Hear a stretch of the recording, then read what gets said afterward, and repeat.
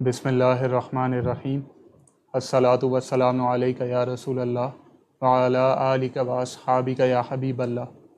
नाज़रीन व सामईन, अस्सलामु अलैकुम व रहमतुल्लाहि व बरकातुहू। एक मरतबा फिर पेश खिदमत है सवाल व जवाब की नशिस्त बाउनवान हम और आप अल्लामा उकाड़वी के साथ, जिसमें आप अपने शरई मसाइल के बारे में रहनुमाई हासिल कर सकेंगे हज़रत अल्लामा मौलाना डॉक्टर कौकब नूरानी उकाड़वी साहब दामत बरकातुहुमुल आलिया से।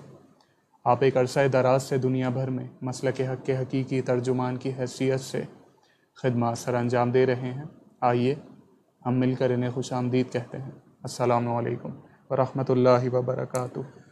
वालेकुम अस्सलाम, और तमाम नाज़रीन और सामीईन को भी अस्सलामु अलैकुम व रहमतुल्लाहि व बरकातुहू। आप लोग अपने सवालात इसी लाइव स्ट्रीम के कमेंट सेक्शन में लिख सकते हैं। अगर आपकी आईडी अपने असल नाम के साथ नहीं तो आप सवाल के इब्तिदा में अपना नाम और अपने शहर का नाम लिखकर भेज दीजिए। आपका सवाल शामिल कर लिया जाएगा।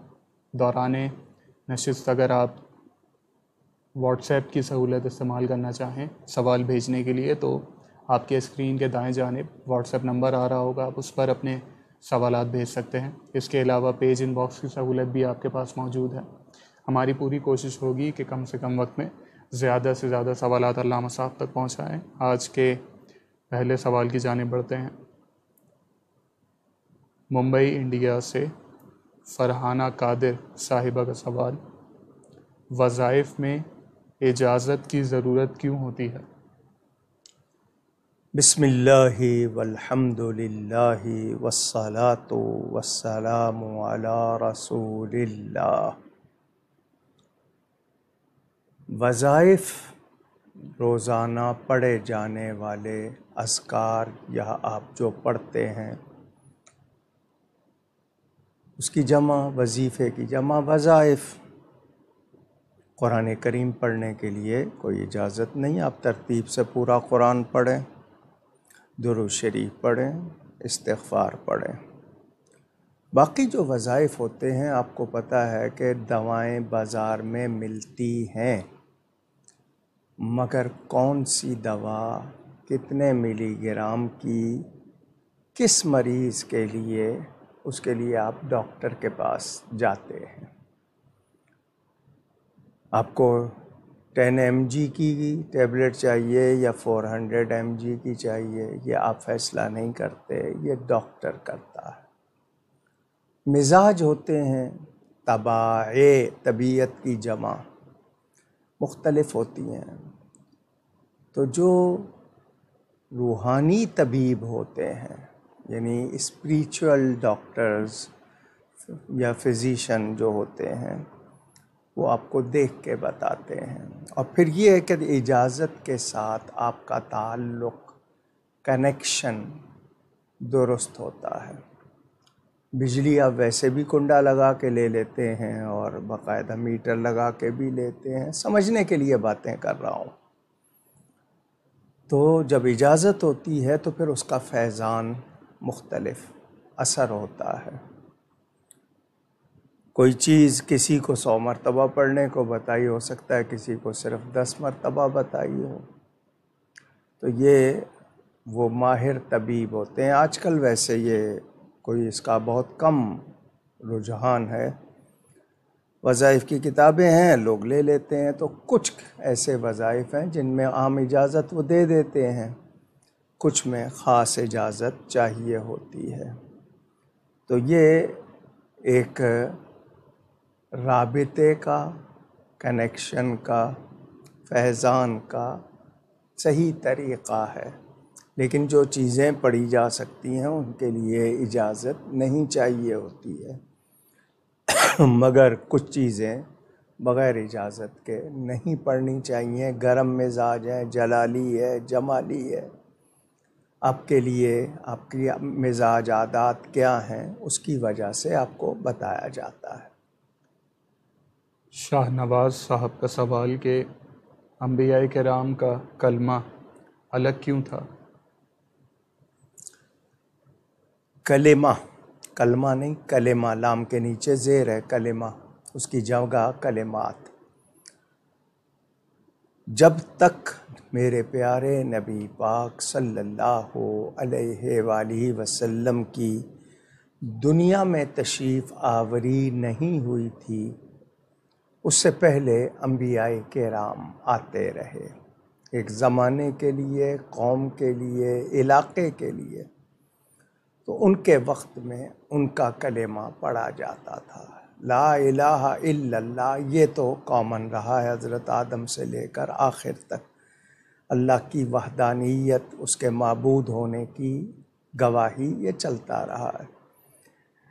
تو اس وقت تک میرے پیارے نبی پاک صلی اللہ علیہ وآلہ وسلم کی تشریف آوری نہیں ہوئی تھی۔ وہ نبی ان قوموں کی طرف بھیجے گئے تھے، تو انہی کو ماننا، اس نبی کو جس قوم کی طرف آئے ہوں ماننا اس قوم کے لیے ضروری تھا، تو وہ انہی کا ہی کلمہ پڑھیں گے اور کس کا پڑھیں گے۔ تو یہ ان کے عہد میں تھا، جب وہ نبی گئے ان کا زمانہ نبوت ختم ہو گیا، وہ نبی ہیں مگر زمانہ نبوت ختم ہو گیا، ان کا کلمہ بھی ان کے ساتھ رخصت ہو گیا۔ ہمارے نبی پاک صلی اللہ علیہ وآلہ وسلم سب کے نبی ہیں، قیامت تک آخری نبی ہیں، تو اب صرف انہی کا کلمہ۔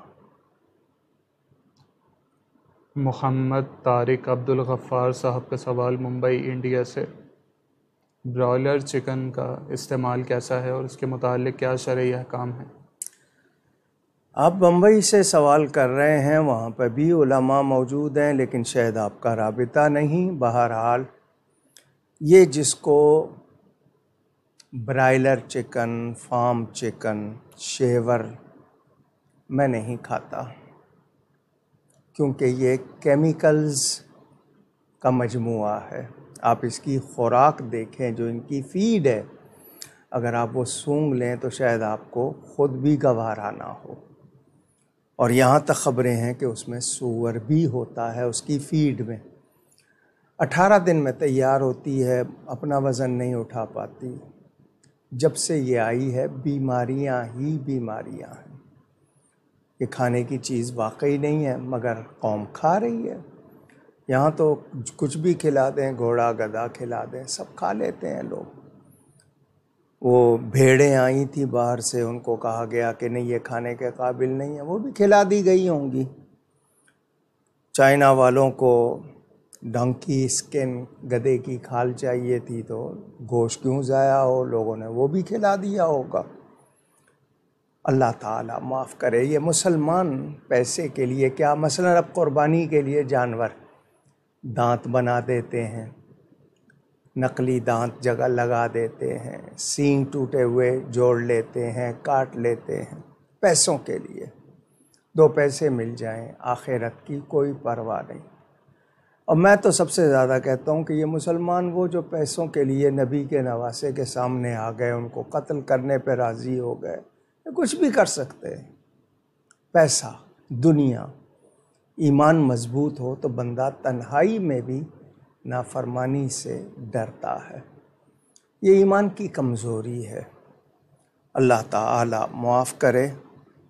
میں آپ کو اور کیا کہوں، بہرحال یہ آپ کھاتے ہیں، میں اس کو حرام نہیں کہہ رہا، لیکن یہ بیماری ہے، کیمیکلز ہیں، اور آپ لیب ٹیسٹ کرا لیں، لیبارٹری ٹیسٹ کرا لیں، آپ کے سامنے آ جائے گا اس میں کیا کیا ہے۔ اسی طرح شیور کے انڈے ہیں جو آج کل ساری دنیا کھا رہی ہے، جو نیچرل ہیں، آرگینک سے مراد وہ نہیں جو گورنمنٹ کہہ رہی ہے، جو واقعی آرگینک ہو، نیچرل، جس کو ہم دیسی کہتے ہیں، وہی صحیح ہوتے ہیں۔ تو میں یہ تو نہیں کہوں گا کہ وہ حرام ہے یا منع ہے، لیکن بہتر نہیں ہے۔ غلام مصطفیٰ صاحب کا سوال کہ اگر کوئی ایسا شخص ہو جس نے اجتماعی قربانی میں حصہ ڈالا ہو مگر اس کی نیت قربانی کی نہ ہو بلکہ گوشت حاصل کرنا ہو، یا اس کا پیسہ حرام ہو، تو جس جانور میں اس نے حصہ ڈالا ہے تو باقی حصے داروں کی قربانی پر بھی کیا فرق آئے گا، جبکہ ان سب باقی حصے داروں نے خوش نیتی کے ساتھ حصہ ڈالا ہو قربانی کے ارادے سے؟ جی، فقہا کا مطلب دین کو سمجھنے والوں نے یہی کہا ہے کہ اگر کسی ایک کی نیت بھی غلط ہے تو باقی کی قربانی ضائع ہو جائے گی۔ تو جتنے لوگ بھی قربانی کریں اللہ کے لیے کریں، گوشت کے لیے نہ کریں۔ نیت گوشت کی ہوگی تو آپ کی قربانی ضائع ہو جائے گی۔ بدعقیدہ کا حصہ مل گیا تو بھی تو کوشش کریں جہاں تسلی ہو، جہاں اہتمام کیا جاتا ہو، وہاں حصہ ڈالیں۔ اگر کوئی ایسا امام جو کہ دن کی صرف 4 نمازیں پڑھتا ہو اور پڑھاتا ہو اور صبح کی نماز وہ پڑھتا ہی نہ ہو، تو کیا ایسے امام کی اقتداء میں باقی 4 نمازیں ادا کی جا سکتی ہیں؟ ان کو کیسے پتا کہ وہ نہیں پڑھتا؟ پہلی بات تو یہ کہ یہ کیا چشمدید گواہ ہیں یا ایسے ہی گمان کر رہے ہیں؟ تو بدگمانی نہ کریں، اور اگر کنفرم ہے تو اس کو کہیں کہ تم پھر امام بنتے ہو، تم خیال رکھو، نماز تو ہو جائے گی اس کے پیچھے۔ اگر وہ عقیدے کا صحیح ہے، صحیح نماز پڑھانی آتی ہے، نماز ہو جائے گی، لیکن اس کو پیار سے سمجھائیں کہ یہ تمہاری ایک کوتاہی ہے، تم خود بھی مجرم بنتے ہو، تو ایسا نہ کرو۔ ملتان سے مزمل صاحب کا سوال کہ دین کی تعلیم پہلے حاصل کریں یا دنیاوی تعلیم چند سال میں مکمل کر کے پھر دین کی طرف آئیں؟ جس وقت انسان میں سمجھ آ جائے، باتوں کو، چیزوں کو سمجھنے لگ جائے، تو دین کی بنیادی ضروری قطعی باتیں جاننا لازم ہوتا ہے ہر شخص پہ۔ کون سی باتیں ہیں جو مجھے اسلام سے نکال دیں گی، کیا کام ہے، حلال حرام، یہ پہچان لازمی بات ہے۔ ڈیٹیلز میں نہیں وہ جو، لیکن بنیادی باتیں معلوم ہونی چاہیے۔ اب یہ ہے کہ بالغ ہو گیا ہے، مسائل معلوم نہیں ہے، میٹرک کر لیا ہے، دین کی باتیں معلوم ہی نہیں ہیں، تو اس وقت وہ سیکھتا ہے تو اس جو پہلے غفلت ہو گئی وہ اس کا مداوع کیسے ہوگا؟ تو ماں باپ کے لیے ضروری ہے کہ بنیادی باتیں آسان لفظوں میں جو ضروری ہوتی ہیں عمر کے حساب سے، یعنی 5 سال کے بچے کے لیے کون سی بات ضروری ہے، 7 سال کے لیے، 10 سال کے لیے، ساتھ ساتھ بتاتے رہیں۔ مگر یہ جو ان کا سوال ہے کہ ٹھیک ہے، آپ نے لفظوں کی پہچان سیکھ لی، پہلے ہندسوں کی پہچان سیکھ لی، نمبرز کی پہچان سیکھ لی، اور بنیادی باتیں کلمے سیکھ لیے، نماز سیکھ لی، تو آہستہ آہستہ وہ بھی سیکھیں، لیکن اتنا نہ ہو کہ آپ کی خاصی عمر گزر جائے اور آپ کو بنیادی باتیں ہی معلوم نہ ہوں۔ ایسی قسم اٹھانا جس سے سامنے والے 2 لوگوں کو کچھ بات سمجھ آ جائے اور ہم جو کہہ رہے ہیں اور اس بنیاد پر ان میں صلح ہو جائے، تو کیا جائز ہوگا؟ اگر کوئی اس میں غلطی نہیں ہے، معاملہ کیا ہے، 2 بھائیوں میں صلح کرانے کے لیے ایسی بات جو جھوٹ ہو لیکن اس سے نقصان نہ ہو، وہ بھی جائز ہو جاتی ہے، لیکن قسم اٹھانے کے لیے ضروری ہے کہ اس میں کوئی ایسی بات نہ آ جائے جو قابل گرفت یعنی پکڑ کے قابل ہو، اس کا خیال رکھیں۔ آب زمزم میں دوسرا عام پانی ملا کر بیچنا کیسا، جبکہ خریدنے والا یہ سمجھے کہ یہ خالص آب زمزم ہے؟ نہیں، بیچنے کی گنجائش نہیں ہے۔ آب زمزم بیچا نہیں جائے گا، نہ ہی اس کی قیمت لگائی جائے گی۔ ہاں، ایک شخص باہر سے لایا ہے، وہ لانے کا اس سے وہ کہتا ہے جی ٹھیک ہے مجھ سے یہ میں بیچ رہا ہوں، اس صورت میں کہ وہ دور مکہ سے لایا، پاکستان میں دینا چاہتا ہے، تو وہ خرچہ لے گا، پانی کا بدل نہیں ہوگا وہ۔ ہاں، دوسرا پانی اگر اس کو ملا کے بیچ رہا ہے تو وہ غلط کر رہا ہے۔ گھر والے ملاتے ہیں، اس کو بڑھاتے رہتے ہیں، وہ جائز ہے، لیکن یہ کہ ملا کے بیچنا غلط، بتا دے کہ میں نے دوسرا پانی ملایا ہوا ہے، تو وہ پانی اس طرح نہیں بیچے گا، صرف خرچہ اپنا جو اس نے لایا ہے اس کا خرچہ لے گا وہ۔ بنگلہ دیش سے محمد جاوید حسین صاحب کا سوال کہ انہوں نے لکھا ہے کہ بیچ کے انسان کے گھر کھانا کھانا کیسا ہے، اور اگر کوئی اس کے گھر کھانا کھاتا ہو تو کیا اس کا حق ادا کرنا ہوگا، اور جو وہ بولے گا وہ سننا ہوگا؟ انہوں نے واضح نہیں کیا کہ بیچ کے انسان سے کیا مراد ہے، آیا اس سے مراد یہ کہ جو اعتقادی معاملات میں غیر جانبداری دکھاتا ہے، یا اس سے مراد مخنث ہے؟ میں سمجھا نہیں ان کا سوال۔ جب آپ سمجھے نہیں ہیں تو میں جواب کیسے دوں؟ اگر ان کا کہنے کا مطلب یہ ہے کہ جنس کے لحاظ سے وہ مرد اور عورت نہیں ہے بلکہ بیمار ہے، جس کو آپ مخنث کہتے ہیں، ہجڑا کہتے ہیں، خسرا کہتے ہیں، خواجہ سرا کہتے ہیں، مڈل سیکس کہتے ہیں، کچھ ایسے الفاظ لوگوں نے رکھے ہوئے ہیں، یا اسپیشل کہتے ہیں. لیکن یہ ہے کہ وہ مسلمان ہے، وہ جانتا ہے، کوئی حرج نہیں. اب عقیدے کی خرابی ہے تو اس کا ذبیحہ، اس کا اپنے ہاتھ کا ذبیحہ ہے، عقیدہ خراب ہے تو وہ درست نہیں. باقی آپ سودے غیر مسلموں سے بھی لیتے ہیں، ان کی دکانوں پہ بھی کھاتے ہیں، اس وقت آپ یہ مسئلہ کیوں نہیں پوچھتے؟ تو شرط یہ ہے کہ جو چیز ہے، اگر گوشت ہے تو وہ حلال ہو اور صفائی سے بنایا گیا ہو، اس میں کوئی ایسی چیز نہ ہو. باقی بیچ سے مراد اگر وہ مراد جو میں نے پہلے کہا وہ ہے تو کوئی حرج نہیں. لیکن عقیدے کا خراب ہے، بدعقیدہ ہے یا غیر مسلم ہے تو اس میں جو احتیاط کرنی ہے وہ کرنی ہوگی. اور انہوں نے اپنے سوال کے دوسرے حصے میں یہ پوچھا ہے کہ کیا اس کا حق ادا کرنا ہوگا اور جو وہ بولے گا سب کرنا ہوگا؟ ملازمت کر رہے ہیں اس کے پاس. اگر آپ کسی غیر مسلم بدعقیدہ کے پاس ملازم ہیں تو آپ کس کام کے لیے، جو کام ہے ڈیوٹی کا، صفائی کرنی ہے، چیز کے نگرانی کرنی ہے اس حد تک، لیکن لا طاعت لمخلوق فی معصیت الخالق، اللہ کی نافرمانی میں، رسول صلی اللہ علیہ وسلم کی نافرمانی میں کسی کی بات نہیں مانی جائے گی. قرآن و سنت کے خلاف بات نہیں مانی جائے گی. تو ماں باپ کی نہیں مانی جائے گی تو اس کی کیا بات ہے؟ ہاں اگر کوئی ایسی بات ہے جو شریعت سنت سے نہیں ٹکراتی ہے تو وہ آپ مانیں گے. وقت کی پابندی ہے، ان کا کوئی یونیفارم ہے اور اس میں کوئی ایسی علامت نہیں ہے جس سے اسلام منع کر رہا ہو، وہ چیزیں پیش نظر رکھنی ہوں گی.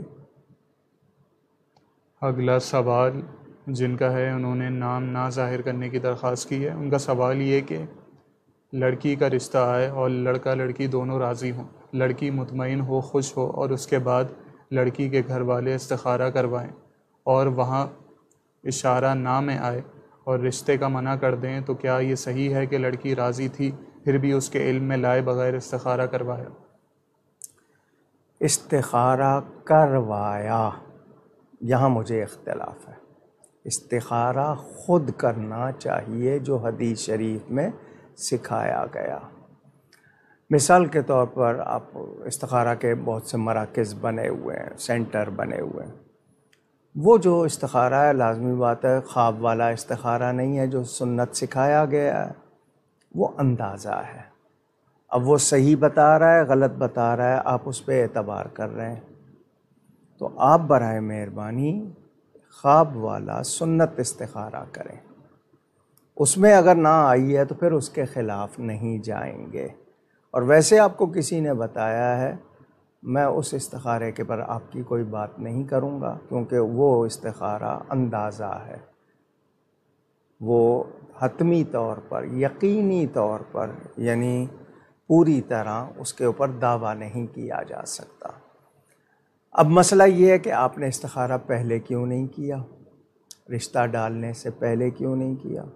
رشتہ ڈالنے سے پہلے کرنا تھا، یا یہ شرط رکھ دینی تھی کہ استخارہ کریں گے، ہاں آئے گی تو ہوگا ورنہ نہیں ہوگا.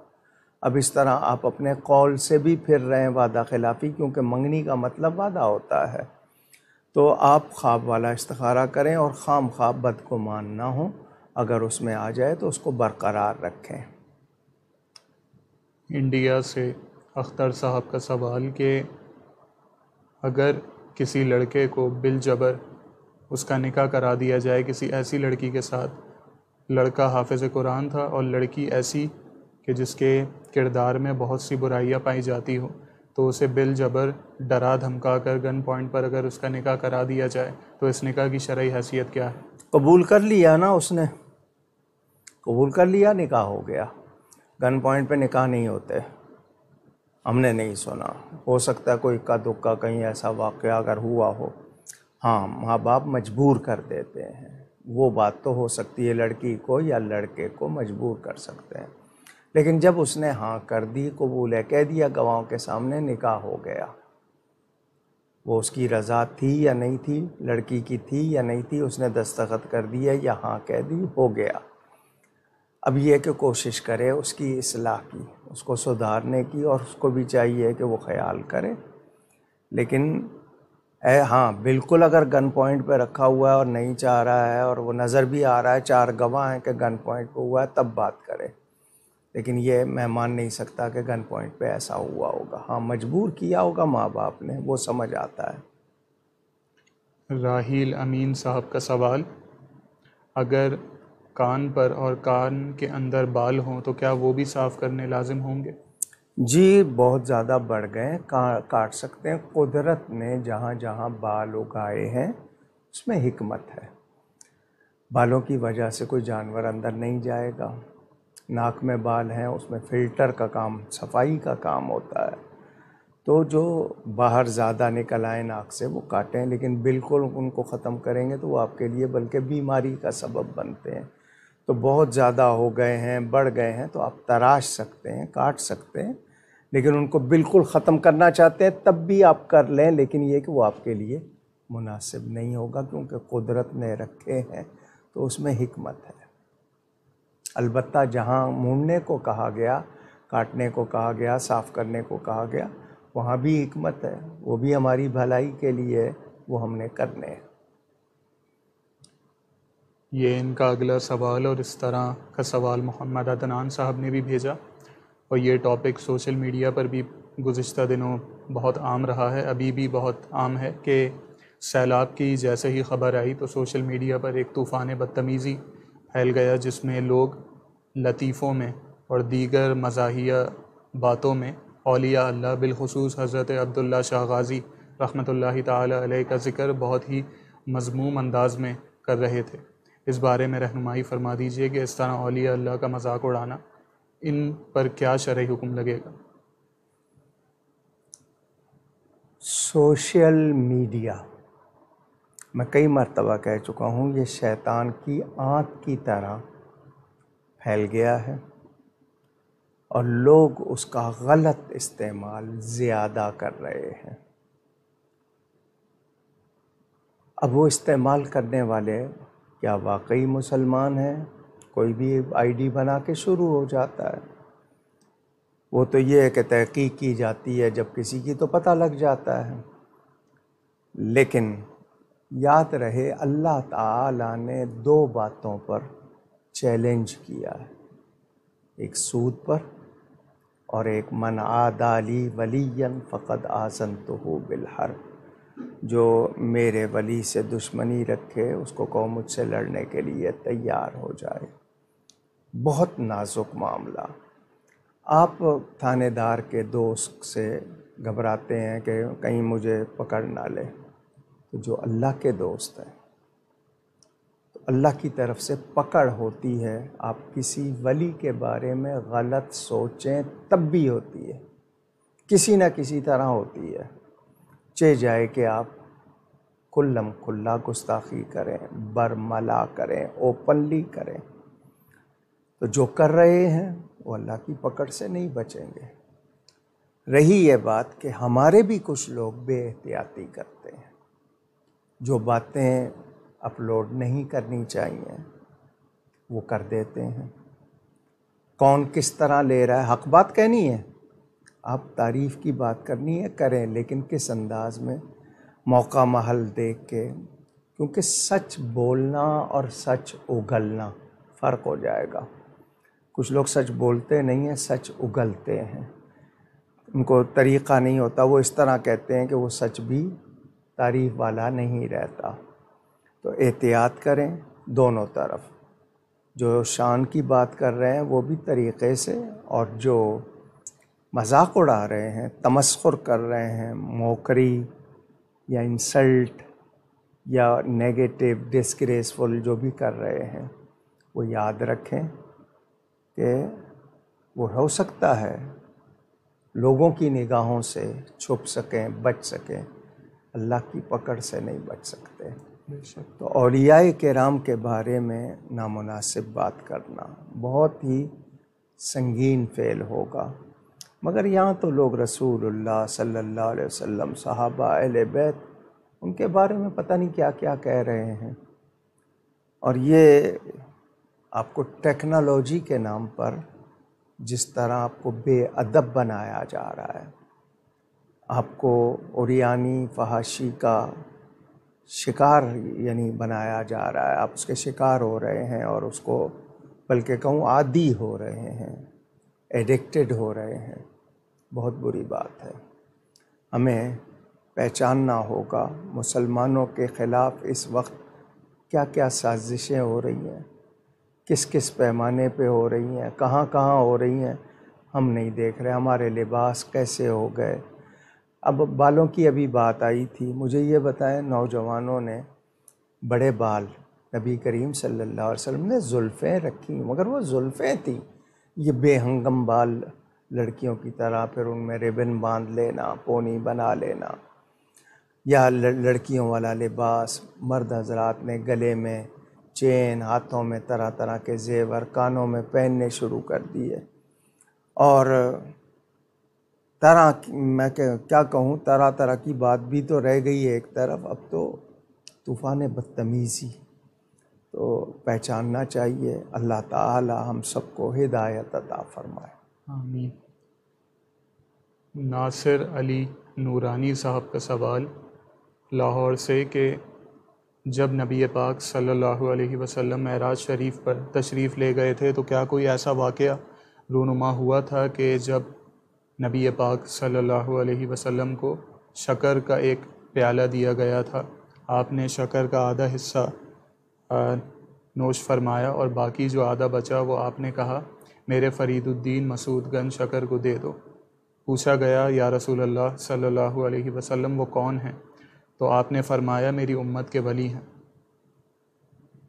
میں نے پہلی بار سنا ہے یہ، وہ کوئی حوالہ پیش کریں، ہم نے کسی کتاب میں ایسا نہیں پڑھا۔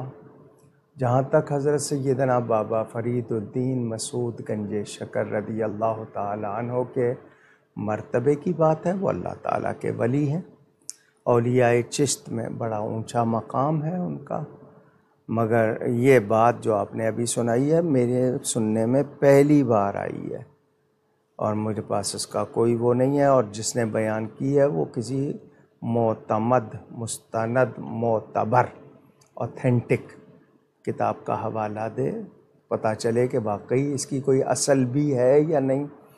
باقی یہ کہ عقیدت مند کچھ باتیں بنا بھی لیتے ہیں، تو حضرت بابا صاحب کی ولایت کے لیے یہ باتیں اس طرح کی جو کرنا، جو جن کی سند نہ ہو یا درست نہ ہو، تو کیا ان کی ولایت کوئی مشکوک ہے، کوئی ڈاؤٹ فل چیز ہے؟ تو ان کا پورا کردار موجود ہے، ان کی باتیں موجود ہیں، اور بڑا بافیض مزار موجود ہے ماشاءاللہ۔ بڑی اونچی ہستی تھے، شیخ الاسلام والمسلمین، سلطان الزاہدین ان کے القاب، زہد الانبیاء بھی کہا جاتا ہے کہ اتنی محنت کی جیسے نبیوں نے کی، اس طرح کی۔ تو بڑی شان والے ہیں وہ، لیکن میرے پاس کوئی سند نہیں ہے اس بات کی، اور میں سمجھتا ہوں کہ یہ کسی مستند کتاب میں بھی ایسا کوئی ذکر نہیں ملے گا، اگر ہے تو مجھے بتایا جائے۔ محمد عدنان صاحب کے سوالات، ان کا پہلا سوال کہ قربانی کا جانور خریدا لیکن وہ مر گیا تو اب اسی قیمت کا نیا جانور لینا ضروری ہے یا کم قیمت کا بھی لیا جا سکتا ہے؟ جی، آپ اگر صاحب حیثیت ہیں تو اس سے کم قیمت کا نہیں لیں گے۔ صاحب حیثیت نہیں ہیں آپ کی اتنی پوزیشن نہیں ہے، پھر دوسرا معاملہ، ورنہ اس سے بہتر ہی لیں۔ قربانی واجب ہو اور پاس رقم نہیں تو کیا حکم ہے؟ قرض لے کر قربانی کرنے سے واجب ادا ہو جائے گا؟ جی، قرض لے کے کرنا ہے۔ اگر آپ کے اندر نقد پیسہ موجود نہیں ہے مگر قربانی آپ پر واجب ہے، تو آپ کو قرض لے کے کرنی پڑتی ہے، ادھار لے کے یا کوئی چیز بیچ کے کرنی پڑتی ہے، تو کریں گے۔ کیا احرام کی چادریں تبدیل کر سکتے ہیں غسل کرنے کے لیے؟ احرام کی چادریں اتارنے کا حکم کیا ہوگا؟ جی، احرام کا مطلب صرف وہی کپڑا نہیں ہے، آپ نے 2 چادریں رکھی ہیں کہ یہ میلی ہو جائے گی بدل لوں گا، آپ بدل سکتے ہیں۔ عرفات میں لوگ گرمی کی وجہ سے غسل کر لیتے ہیں، چادریں بدلیں گے، حکم وہی رہے گا، احرام کی پابندی رہے گی۔ چادریں آپ 10 مرتبہ بدلیں، اگر آپ کو وہ ہے کہ نہیں جی میں ہر تھوڑی دیر کے بعد بدل لوں، تو چادریں بدلنے سے نہیں ہوگا۔ چادریں آپ بدل سکتے ہیں مگر پابندی احرام کی رہے گی۔ دوران طواف وضو ٹوٹ جائے تو اب کیا حکم ہوگا؟ شاید پچھلی مرتبہ بیان کیا تھا، پچھلی مرتبہ میرا خیال ذکر آیا تھا، پچھلے یا اس سے پچھلے پروگرام میں ذکر آیا تھا۔ آپ نے طواف شروع کیا، نماز کا وقت آ گیا تھا، کوئی سوال مجھے یاد آیا کہ اس نے کہا تھا نماز کا وقت آ جائے تو وہیں سے شروع کرنا ہے یا نئے سرے سے کرنا ہے، یہ سوال آیا تھا۔ تو آپ سن لیں کہ وضو کی حالت آپ کی نہیں رہی، آپ نے پھیرے کتنے کیے ہیں؟ اگر ابتدائی پہلے 2 پھیرے ہیں، 3 پھیرے ہیں، تو آپ جائیں وضو کر کے آئیں اور نئے سرے سے کریں، یہی بہتر ہے۔ اور اگر آپ کے 4 پھیرے ہو گئے ہیں، مکمل ہو گئے ہیں، پھر وضو ٹوٹا ہے، تو یہاں فقہاء نے لکھا ہے کہ وہ وضو کر کے آئے، وہ 4 ہو گئے، اب 5ویں سے شروع کرے گا وہ۔ لیکن شروع کے ہیں ابتدائی، تو بہتر یہ ہے کہ وہ نئے سرے سے کر لے۔ تو جو اس کے مکمل ہو گئے پھیرے، وہ ان کو رکھنا چاہتا ہے کہ نہیں جی مجھ سے نہیں زیادہ چلا جائے گا، میں نے 2 کر لیے ہیں تو اب میں تیسرے سے شروع کروں، تو وہ بھی ہو سکتا ہے، لیکن بہتر ہے کہ شروع سے کرے۔ لالا موسیٰ سے عثمان علی صاحب کا سوال کہ قضا نمازیں جلد از جلد ادا کرنے کے لیے آپ نے کچھ آسانیاں بیان فرمائی تھیں، براہ کرم ایک مرتبہ پھر بیان فرما دیجیے۔ جی، آپ کو پہلے تو شمار کرنا ہے، بالغ ہونے کے بعد آپ کی کتنی نمازیں رہ گئی ہیں شمار کر لیں، یاد نہیں ہے تو اندازہ کر لیں۔ اب ہر نماز کے ساتھ آپ غیر مؤکدہ سنتیں اور نفل نہ پڑھیں، اس کی جگہ آپ قضا پڑھیں۔ مثلاً عصر سے پہلے 4 سنتیں ہیں، آپ ان کی جگہ قضا پڑھ لیں۔ عشاء سے پہلے 4 سنتیں ہیں، آپ قضا پڑھ لیں، قضا نماز۔ دوسرا یہ کہ تیسری اور چوتھی رکعت میں، کیونکہ صرف فرضوں کی اور واجب کی قضا ہوتی ہے، سنتوں کی قضا نہیں ہوتی ہے۔ 20 رکعتیں روزانہ کی، یہ آپ کی ایک دن کی ہیں۔ جو 4 رکعت والی نماز ہے، اس میں تیسری اور چوتھی رکعت میں سورہ فاتحہ کی جگہ 3 مرتبہ سبحان اللہ کہہ لیجئے، رکوع سجدے میں ایک ایک بار تسبیح پڑھ لیجئے، یہ آسانی آپ کے لیے۔ اور ہر نماز کے ساتھ پڑھ لیجئے، 20 رکعتیں اکٹھی پڑھ لیجئے آپ، 17 فرض اور 3 وتر، یہ آسانی آپ کے لیے میں نے مختصر کر کے بتایا۔ اللہ توفیق دے کہ آپ وہ پوری کر لیں۔ انڈیا سے عبد المتین رضوی صاحب کا سوال کہ کسی بھی بزرگ کے نام سے چلے پر جا کر اس بزرگ کے نام کی منت ماننا کیسا ہے؟ منت پوری ہونے پر وہاں کھانا کھلانا اور چلے پر فاتحہ خوانی کرنا، یہ کیسا ہے؟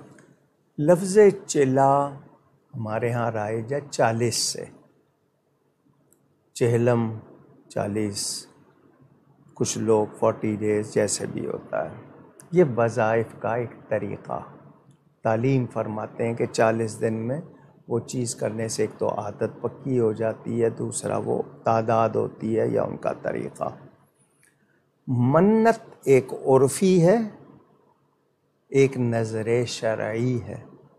ہمارے ہاں عرفی منت جو لوگ مان لیتے ہیں میرا یہ کام ہو جائے، میں فلاں جگہ کھانا کھلاؤں گا، چادر چڑھاؤں گا، یہ نظر عرفی منت عرفی طور پر جائز کام کے لیے آپ مان لیتے ہیں، فلاں بزرگ کی برکت سے ہو جائے، کرنے والا اللہ ہے۔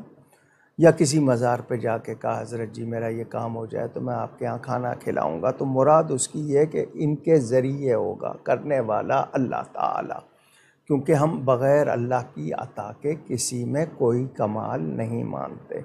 ان کو ولایت ملی ہے تو اللہ کی طرف سے، شان ملی ہے تو اللہ کی طرف سے۔ اگر آپ نے کوئی ایسی منت، کیونکہ منت ماننے کے بعد وہ چیز آپ اپنے اوپر واجب کر لیتے ہیں، جب تک آپ نے منت نہیں مانی تھی آپ نے اپنے اوپر واجب نہیں کی تھی، مان لی واجب ہو گئی۔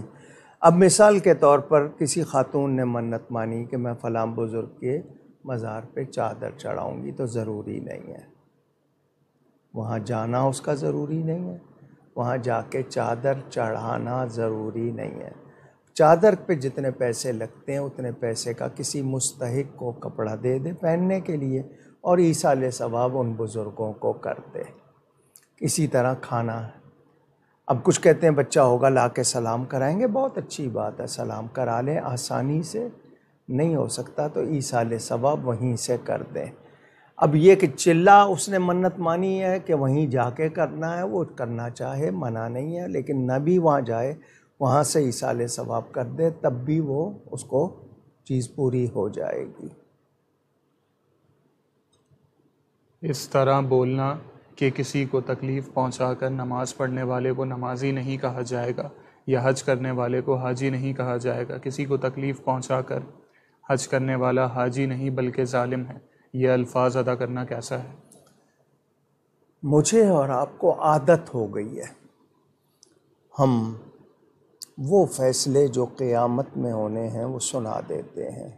ایک ہوتا ہے عدالت میں کسی کا جرم ثابت ہو جائے، یا کسی قاضی کے سامنے فعل ثابت ہو جائے، یا چار گواہوں کے سامنے کوئی بات ثابت ہو جائے، تو اس کو بتانا کہ تم اس چیز کے مجرم بن رہے ہو، یہ اور بات ہے۔ لیکن خود فیصلہ کر دینا یہ لوگوں کی زبان پر آ جاتا ہے، اور لوگ پرواہ نہیں کرتے، ایسے بول جاتے ہیں، اور بڑے بولنے کے بعد جو نتیجے ہوتے ہیں وہ سامنے، اللہ معاف کرے۔ اب ایک شخص، اس کا کہنے کا مطلب یہ ہے کہ اس نے حج کیا ہے، نماز پڑھنے والا ہے، اس کو زیادہ خیال رکھنا چاہیے تقویٰ کا، نیکی کا۔ اگر وہ نہیں رکھتا تو یہ اس کے حج کو یا اس کی نماز کو بنیاد بنا کے کیوں کہہ رہے ہیں؟ آپ ویسے کہیں ایک مسلمان کو بھی گنجائش نہیں ہے جھوٹ بولنے کی، کیوں بولتا ہے؟ کیونکہ حضور نے فرمایا مومن گناہ گار ہو سکتا ہے، جھوٹا نہیں ہو سکتا، تو جو جھوٹ بول رہا ہے وہ گویا اپنے مومن ہونے کی نفی کر رہا ہے، ڈینائی کر رہا ہے۔ تو خیال رکھنا چاہیے، اس کو یہ کہا جائے کہ ماشاءاللہ تم نے حج کیا ہوا ہے، تمہیں تو زیادہ خیال رکھنا چاہیے، طریقہ انداز یہ ہو۔ لیکن یہ کہ اس کو ظالم کہہ دیا، اگر وہ واقعی کھلم کھلا ظلم کر رہا ہے اور ثابت بھی ہے تو اس کو تب بھی سمجھایا جائے، اور یہ کہ تمہارا یہ فعل جو ہے یہ ظلم میں آ رہا ہے، اس طرح بتایا جائے تو ظالم کہہ سکتے ہیں، مگر کسی خاص بات کو ثابت ہونے پر۔ لیکن اس طرح جو عام گفتگو میں کہہ دیتے ہیں وہ نہیں کہنا چاہیے۔ مہک نوری صاحبہ کا سوال انڈیا سے، ساڑی پہن کر نماز ادا کرنا کیسا ہے؟ ساڑی وہاں کا ایک لباس ہے، اب اس کی دو صورتیں ہیں۔ کچھ لوگ ایسی ساڑی پہنتے ہیں جس میں جسم کے کچھ حصے نمایاں رہتے ہیں، مثلاً آستین چھوٹی ہے، یا کمر کھلی ہوئی ہے، پیٹ کھلا ہوا ہے، یا بہت لو نیک ہے، تو اس طرح نہیں ہونا چاہیے۔ اس میں جسم اس کا پورا اگر ڈھکا ہوتا ہے، اس کو پوری طرح اوڑھا ہوا ہے اور جسم چھپا ہوا ہے تو پڑھ سکتے ہیں، ورنہ بہتر یہ کہ اس کے اوپر وہ آج کل لوگ ایک نماز کے لیے جو کپڑا ہوتا ہے ان کا بنائے ہوئے ہیں، وہ اوڑھ لے تاکہ اگر کوئی حصہ کھلا بھی ہوا ہے تو وہ چھپ جائے۔ ان کا اگلا سوال کہ ایسا سوٹ پہن کر نماز پڑھنا کیسا ہے جس کے آستین لمبے ہوں، لٹک رہے ہوں، یا ایسی شلوار جس کے پائچے چوڑے ہوں اور زمین سے لگ رہے ہوں؟ ٹخنوں سے نیچے جو کپڑا ہے، مرد کا ہو یا عورت کا، وہ نہیں ہونا چاہیے۔ ایک ہے تکبر، جس کو ہمارے ہاں غرور کہتے ہیں لوگ، پرائیڈ۔ تکبر کی وجہ سے ٹخنوں کے نیچے جو کپڑا ہے وہ آگ ہے، وہ کوئی گنجائش نہیں۔ اور دوسری بات یہ کہ اس میں صفائی نہیں رہتی، زمین سے لگے گا۔ وَثِيَابَكَ فَطَهِّرْ قرآن میں ہے۔ غیر ضروری کپڑا، کیونکہ آپ نے دیکھا ہوگا وہاں برٹش لوگوں کے پرانے حال دیکھیں گے تو ان میں وہ ایک عورت کے کپڑے میں شاید 10 گز کپڑا لگتا ہوگا، اور اب ان کے پاس اتنے پیسے نہیں ہیں کہ جناب پورا بدن ہی ڈھانک لیں۔ اتنے وہ پور لوگ ہیں یورپ کے اور ویسٹ کے، اتنے پیسے نہیں ہیں کہ پورا بدن ڈھانپ لیں وہ۔ تو یاد رہے غیر ضروری، یعنی بہت زیادہ کپڑا لگایا ہے وہ بھی مناسب نہیں ہے۔ اسی طرح بازو ہیں بہت زیادہ، ان میں وہ کپڑا لگا دیا لہرا رہے ہیں، صفائی بھی نہیں رہ رہی. اسی طرح ٹخنوں سے نیچے جو زمین کو لگ رہا ہے وہ درست نہیں ہے. رضوان صاحب کا سوال کہ اگر 3 رکعت والی نماز میں امام دوسری رکعت میں لمبا قاعدہ کر لے اور مؤذن سلام سے پہلے ہی لقمہ دے دے اور امام لقمہ لے لے تو سب کی نماز کا کیا حکم ہوگا؟ مؤذن کی نماز کا کیا حکم ہوگا؟ یاد رہے کہ امام نے مؤذن کے لقمہ دینے کے بعد ہی تیسری رکعت کے لیے قیام کیا اور سجدہ سہو بھی کیا بعد میں. نہیں، مطلب یہ کہ جب اس نے سلام پھیرا امام نے، یا ابھی امام مؤذن نے اس کے لمبا ہونے پہ ہی لقمہ دے دیا؟ لمبا ہونے پہ غلط لقمہ کیا اس نے، اس کو ایسا نہیں کرنا چاہیے تھا. جب سلام پھیرا تو اس وقت اس کو، تاکہ وہ کھڑا ہو جاتا اور پھر سجدہ سہو ہو جاتا. تو اس نے جو پہلے دیا وہ غلط دیا، کیونکہ دوسرا ابھی اس نے وہ کیا نہیں ہے پورا.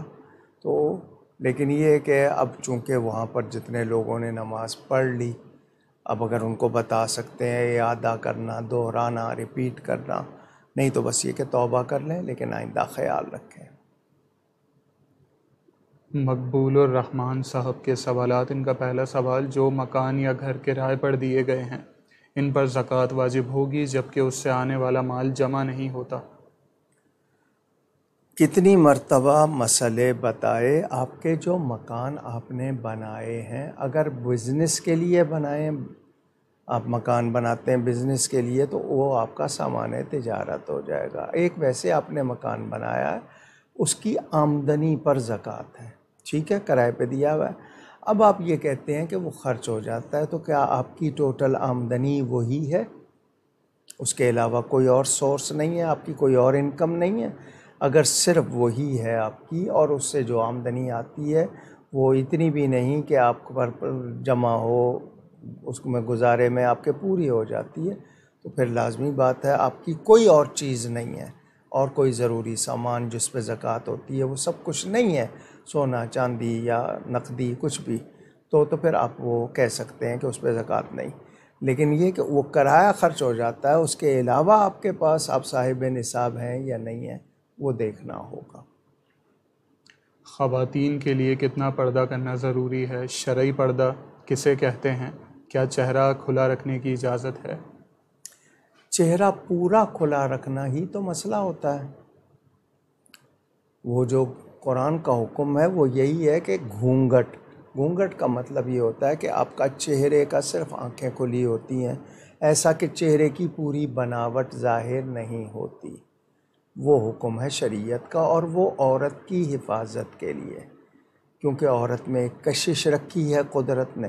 مرد دیکھے گا، سب کی نگاہیں صاف نہیں، میلی ہو سکتی ہیں، تو یہ عورت کی عزت اور حفاظت کے لیے ہے کہ وہ اپنے آپ کو، اور لفظ عورت کے معنی ہی چھپانے کی چیز ہے.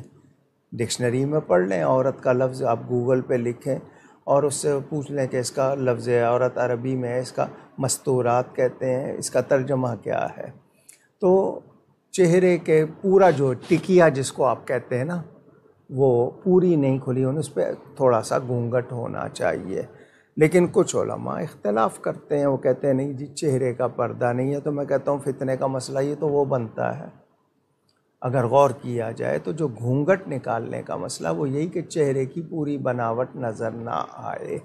باقی شرعی پردہ یہ ہے کہ عورت کو اللہ نے جو ساخت دی ہے، شیپ دی ہے، فگر دی ہے، وہ اس میں اس کے نمایاں نہیں ہونے چاہیے. چادر اوڑھی ہوئی ہو، گھر میں ہے، محرم ہے، وہ اور بات ہے، لیکن کوئی غیر محرم اس کی اس بناوٹ کو، ان چیزوں کو نہ دیکھے، کیونکہ ہر ایک کی نگاہ صاف نہیں ہوتی.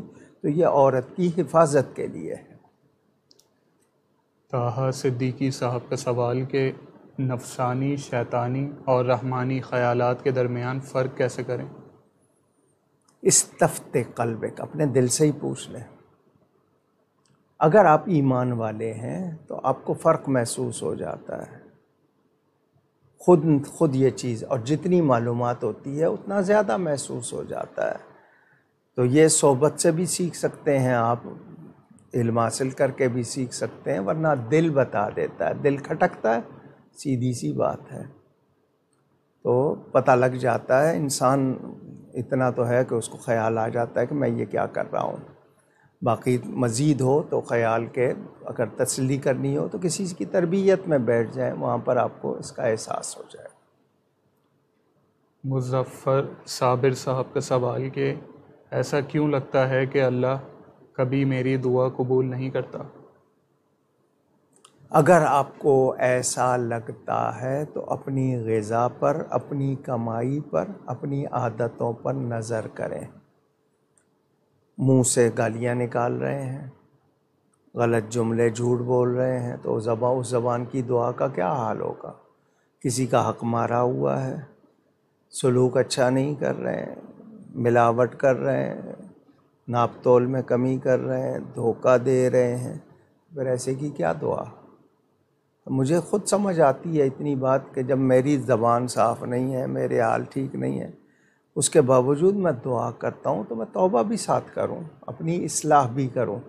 میرے پاس اکثر لوگ آتے ہیں, بندش ہو گئی ہے, میں ان سے یہ کہتا ہوں 5 چیزیں بتاتا ہوں, ان پہ ذرا توجہ کریں. ان میں سے مثلاً یہ کہ پہلی بات میں کہتا ہوں کہیں بے ادبی تو نہیں کر رہے.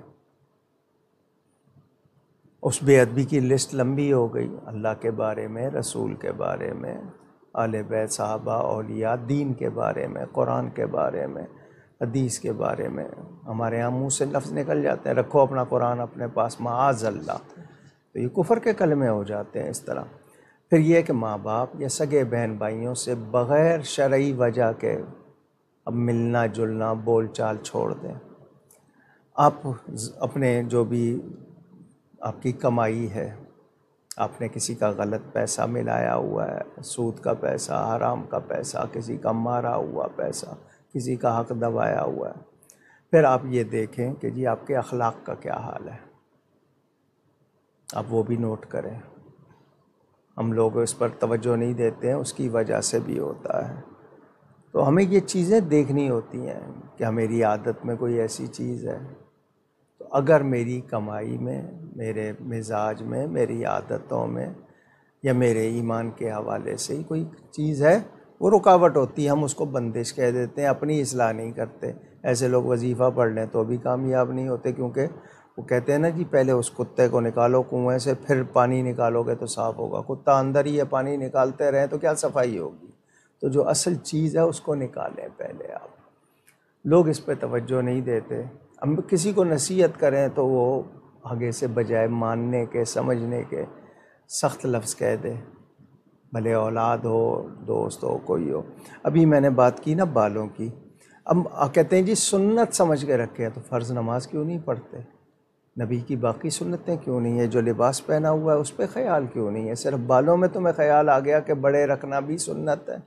وہ تو تیل لگاتے تھے, کبھی خشک نہیں رکھتے تھے, تیل سے بھیگے رہتے تھے, یہ تیل کبھی لگاتے نہیں ہیں.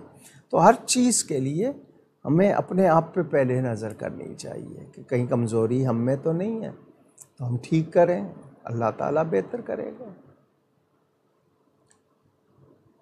فروا انصاری صاحبہ کا سوال کہ غیر مسلمین کا برزخ میں کیا معاملہ ہوگا اور آخرت میں ان کا انجام کیا ہوگا؟ قرآن نہیں پڑھتے؟ واضح طور پر ہے, ان کے عذاب کا بھی ذکر ہے, ان کی سزاؤں کا بھی ذکر ہے. مجھے اپنی فکر کرنی چاہیے. میں ان کے بارے میں کیوں پریشان ہو رہا ہوں؟ مجھے سوچنا چاہیے کہ میرا برزخ اور میرا آخرت کیسا ہو. عجیب بات ہے. اور پھر یہ جو بیان تو واضح ہوئے ہیں. اور قبر کی 2 حالتیں ہیں, جہنم کے گڑھوں میں سے ایک گڑھا یا جنت کے باغوں میں سے ایک باغ. تو میں اپنی قبر کی فکر کروں, ان کے لیے ہو رہا ہوں کہ ان کے ساتھ کیا ہوگا. وہ اللہ کے مجرم ہے, اللہ جو چاہے کرے. مجھے تو چاہیے نا کہ میں اللہ کا صحیح طرح پابند بنوں. اسرار علی صاحب کا سوال کہ کیا کسی ایسی لڑکی کے ساتھ نکاح جائز ہے جس سے ماضی میں کچھ ایسی غلطیاں ہوئی ہوں جو حیا کے سخت خلاف تھیں؟ توبہ اصل چیز ہے. کتنے واقعات ہیں بدکاری سے توبہ کر کے ولی بنے, ہے ذکر یا نہیں ہے؟ تو کفر سے بڑا جرم کیا ہوتا ہے؟ کتنے کافر مسلمان ہو گئے, صحابی بنے, پھر بعد میں کتنے اس کے بعد ذکر ہے. سچی توبہ اگر اس نے کر لی، اپنی اصلاح کر لی، اس کو ظاہر کر دیا، تو اب پرانی بات کا اس کو کبھی وہ بھی نہیں دینا، تانا بھی نہیں دینا۔ اصل چیز یہ کہ سچی توبہ۔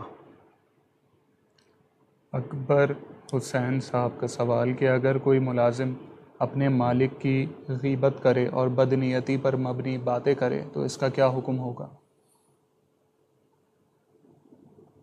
کیوں ایسا کرتا ہے؟ کیا واقعی اس کے ساتھ مالک نے کوئی زیادتی کی ہے، اس کے ساتھ بدسلوکی کی ہے، اس کے پاس کام بھی کر رہا ہے؟ پھر غیبت تو مردہ بھائی کا گوشت کھانا قرآن میں کبیرہ گناہوں میں سے، اس کو تو لوگ روز کا معمول ہے لوگوں کا، حالانکہ بڑے گناہوں میں سے ہے، واضح طور پر قرآن میں بیان ہوا۔ اور میرا خیال یہ ہے کہ کوئی بھی سیٹنگ، کہیں بھی باتیں اس کے بغیر ہوتی ہی نہیں ہیں، سب کے سب، کوئی کم کوئی زیادہ، ارے میرا منہ نہ کھلواؤ، اور ساتھ میں کہتے بھی جاتے ہیں۔ غیبت کا کیا مطلب؟ جو اس کے سامنے نہیں کہہ سکتے اس کے پیٹھ پیچھے، بیک بائٹنگ جس کو آپ کہتے ہیں۔ تو میں بھی اور آپ بھی پہلے اپنے اوپر تو غور کریں نا کہ ہمارا کیا حال ہے۔ تو اگر آپ کا مالک جس کے پاس آپ کام کر رہے ہیں وہ آپ کے ساتھ کوئی بدسلوکی نہیں کر رہا تو آپ ایسا کیوں کر رہے ہیں؟ اپنی اس کمائی کو بھی آپ خراب کر رہے ہیں، اور اپنے آپ کے ساتھ بھی برا، اور اپنی نیکیاں اس کو دے رہے ہیں اگر اس میں وہ برائی نہیں ہے تو۔ اللہ تعالیٰ ہدایت عطا فرمائے۔ آمین۔ ہم لوگ اگر اخلاقی طور پر سدھر جائیں نا، ہمارے معاملات بہت بہتر ہو جائیں، مگر ہم لوگ کوشش بھی نہیں کرتے اور چاہتے بھی نہیں ہیں، نیک دکھنا چاہتے ہیں، نیک بننا نہیں چاہتے، بہت بڑی منافقت ہے۔ ان کا اگلا سوال کہ قطار کے کیا احکام ہیں؟ کیا اگر کوئی قطار توڑ کر آگے چلا جاتا ہے اور زور زبردستی سے پہلے اپنی باری لے لیتا ہے تو کیا وہ پچھلے قطار میں کھڑے ہوئے لوگوں کی حق تلفی کہلائے گی؟ ایک درجے میں حق تلفی ہے، بد اخلاقی ہے، کوئی مجبوری ہو۔ مثال کے طور پر آپ لائن میں لگے ہوئے ہیں سیکیورٹی چیک ایئرپورٹ پر، اور وہاں 2-3 فلائٹوں کے مسافر ہیں، لیکن آپ کی فلائٹ کا وقت نکلا جا رہا ہے تو آپ آگے چلے جاتے ہیں کہ جی میری فلائٹ نکل رہی ہے، گیٹ بند ہو جائے گا، یا ہو سکتا ہے کوئی ایمرجنسی ایسی حالت ہے مجبوری کی، اس کا حکم اور ہے، اخلاقی طور پر دوسرے بھی سمجھ لیں گے۔ لیکن یہ کہ آپ ویسے دھونس کی وجہ سے، یا یہ کہ اپنے آپ کو کچھ سمجھ کے کرتے ہیں، تو پھر یہ مناسب نہیں ہے۔ قوموں میں نظم، ڈسپلن ہوتا ہے، گھر میں ہو، دوسری طرح ہو، کہیں بھی آپ جہاں اس کے خلاف جائیں گے، ایک تو آپ کا تاثر بگڑے گا، اور پھر یہ کہ اس کی تربیت اسی کا تو نام ہے۔ ہم لفظ پڑھ لیتے ہیں لیکن اس پر عمل کرنا نہیں سیکھتے، اور تربیت ہمارے ہاں ختم ہو چکی ہے۔ اسکول کالجز کے حوالے کر دیا، وہاں سلیبس ہے، وہ صرف اتنا ہی، وہاں بھی کوئی اخلاق، کوئی معیار، کچھ نہیں ہے، تو تربیت تو رہی نہیں، تو پھر یہ کہاں سے یہ چیزیں آئیں؟ اور یہ گھروں میں ماں باپ سکھاتے تھے، بڑے سکھاتے تھے، اب کسی کو بڑا ماننا نہیں ہے، اپنے آپ کو صحیح سمجھنا ہے، معمولی سی بات کسی کی گوارا نہیں ہے، مزاج ہو گئے۔ اللہ ہدایت دے۔ تو وہ حق تلفی بھی ہے، زیادتی بھی ہے۔ کیوں آپ یہ سوچیں کہ آپ کے ساتھ کوئی ایسا کرتا تو پھر آپ کو کیسا لگتا؟ تو آپ بھی کسی کے ساتھ ایسا نہ کریں۔ وہ جو حدیث ہے نا کہ حتیٰ یحب لأخیہ ما یحب لنفسہ، مومن ہی نہیں ہو سکتا جب تک اپنے بھائی کے لیے وہی پسند نہ کرے جو اپنے لیے کرتا ہے، سمجھنا چاہیے۔ اور ان کے سوال کا دوسرا حصہ کہ بعض اوقات قطار میں خواتین کو جو ترجیح دی جاتی ہے مردوں پر، تو کیا ایک کافی دیر سے انتظار کر رہا ہو، اگر ایک شخص کھڑا ہوا 20 منٹ سے اور خاتون آ جائیں اچانک تو ان کو ترجیحی بنیادوں پر دے دیا جائے سامان، تو کیا یہ جائز ہوگا؟ حضرت موسیٰ علیہ السلام کا واقعہ ہے نا، جب وہ مصر سے نکلے مدین آئے تھے تو کنویں پہ ایک عورت کھڑی تھی، دوسرے پانی بھر رہے تھے، تو آپ نے پہلے اس کو بھر دیا۔ 2 وجہ، ایک تو یہ کہ وہ خاتون ہے، جتنی دیر کھڑی رہے گی سب کی نظروں کا نشانہ بنے گی، کمزور صنف ہے، لازمی بات ہے وہ مقابلہ نہیں کر سکتی. کچھ اخلاقی قدریں ہیں، اگر وہ اس کو دے دیتا ہے ترجیح تو شاید اس کی یہی نیکی اس کے لیے کچھ سرمایہ بن جائے. لیکن وہ خاتون کے لیے الگ کاؤنٹر بھی ہوتے ہیں، اگر وہاں نہیں ہے یا اس کو کوئی مجبوری نہیں تو وہ بھی دیکھ لے کہ یہ کتنی دیر سے کھڑا ہے تو اس کو ترجیح دے دے. تو ہونا تو یہی چاہیے کہ الگ خواتین کے لیے کاؤنٹر ہو، تاکہ وہ اس لائن میں سب کی نظروں کا نشانہ بھی نہ بنے، اختلاط بھی نہ ہو، ٹکرانا بھی نہ ہو. ورنہ یہی ہو جاتا ہے کہ جی ہاتھ لگ گیا یا کچھ بھی لگ گیا تو بدگمانی بھی ہو جاتی ہے. تو احتیاط کرنی چاہیے. اگر وہ نہیں دیتی، آتی ہے عورت ہونے کی وجہ سے کہ نہیں میں عورت ہوں، اور یہ صبر کر لیتا ہے تو اس کے لیے اجر ہے. نہیں کرتا ہے تو اس کو چاہیے کہ وہ بھی صرف خاتون ہونے کی وجہ سے ایسا نہ کرے، دوسرے کا بھی وہ بھی لحاظ کرے. ثنا سعید صاحبہ کا سوال کہ اللہ عز و جل کے احکام پر سوال اٹھانا کیا کفر کی علامت ہے؟ کیا مطلب؟ میں جملہ نہیں سمجھا. احکام پر سوال اٹھانا شاید کہ نہیں، ایک تو ہوتا ہے نا حکم پر اعتراض، کہ اللہ نے یہ حکم کیوں دیا ہے، سمجھنے کے لیے پوچھنا، جاننے کے لیے وہ اور ہے. لیکن یہ کہ یہ کیسا حکم ہے اس طرح کہیں گے تو پھر پکڑ ہوگی. یعنی اس کو اس انداز میں لینا کہ عجیب بات ہے، اللہ ایسا کیوں کہہ رہا ہے، معاذ اللہ معاذ اللہ، اس طرح کی بات توہین کے انداز میں، یا اس کے جو جس سے تھوڑا انکار یا ناپسندیدگی ظاہر ہوتی ہو تب حکم لگے گا. جنید آفریدی صاحب کا سوال کہ اگر والدین فریضہ حج ادا کیے بغیر ہی انتقال کر جائیں تو اب اولاد کو ان کے لیے کیا کرنا چاہیے؟ کیا ان پر ان کی زندگی میں حج فرض ہو گیا تھا، صاحب استطاعت تھے مالی جسمانی طور پر؟ اگر ہو گیا تھا انہوں نے نہیں کیا تو ان کی طرف سے ضرور کروائیں، ضرور کروائیں. اور اگر ان پر حج فرض نہیں ہوا تھا تو پھر کوئی کرتا ہے ان کی طرف سے ثواب ہے، بہت اچھی بات ہے. فیاض خان صاحب کا سوال کہ دوران اقامت کس وقت کھڑا ہونا چاہیے؟ کیا اگر ابتدا میں کھڑے ہو جائیں تو صحیح ہوگا؟ کوئی ایسی جگہ ہو جہاں دیر لگنی ہے، میدان ہے، صفیں بچھی ہوئی نہیں ہیں، سیدھ کرنی ہے، ہجوم زیادہ ہے، وہاں حکم ہوگا کہ وہاں اگر شروع میں بھی اگر وہ کھڑے ہو جاتے ہیں. لیکن مسجد میں ہمارے پاس اس کے لیے واضح احکام موجود ہیں. حضور صلی اللہ علیہ وسلم کب تشریف لاتے تھے کہ اس وقت کھڑے ہونا ہے اتا ترونی کہ مجھے دیکھ لو، احکام موجود ہے. تو اب حی علی الصلاۃ سے پہلے نہیں کھڑے ہونا چاہیے. ایک شخص مسجد میں داخل ہوا ہے، آ رہا ہے اور بات ہے، آ چکا ہے تو وہیں بیٹھ جائے اور پھر حی علی الصلاۃ، ورنہ قد قامت الصلاۃ یہاں سے نماز شروع ہوتی ہے. تو حی علی الصلاۃ سے پہلے کھڑے نہیں ہونا چاہیے. مسجد میں صفیں بنی ہوئی ہیں، ترتیب ہے. اصل میں لوگوں کا مزاج ہے، آ کے پنکھے کے نیچے بیٹھ جائیں گے، اگلی صفوں میں جگہ خالی ہوگی، یا دوسروں کے قریب نہیں بیٹھنا چاہتے. تو یہ ان کو نہیں چاہیے. پھر لوگ دوسرے ان کے گردنیں پھلانگتے ہیں، کندھے پھلانگتے ہیں، اس وقت ان کو تکلیف ہوتی ہے. تو خود ہی تم نے موقع دیا ہے نا، اگر ترتیب سے بیٹھے ہوتے تو یہ موقع نہ ملتا. تو کھڑے ہونا حی علی الصلاۃ پہ ہی یہی صحیح ہے.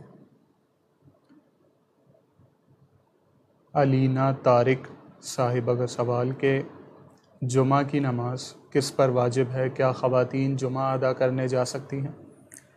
صرف شروع میں جب ابتدا تھی لوگوں کثرت کے لیے بلایا گیا تھا خواتین کو، بعد میں منع کر دیا گیا.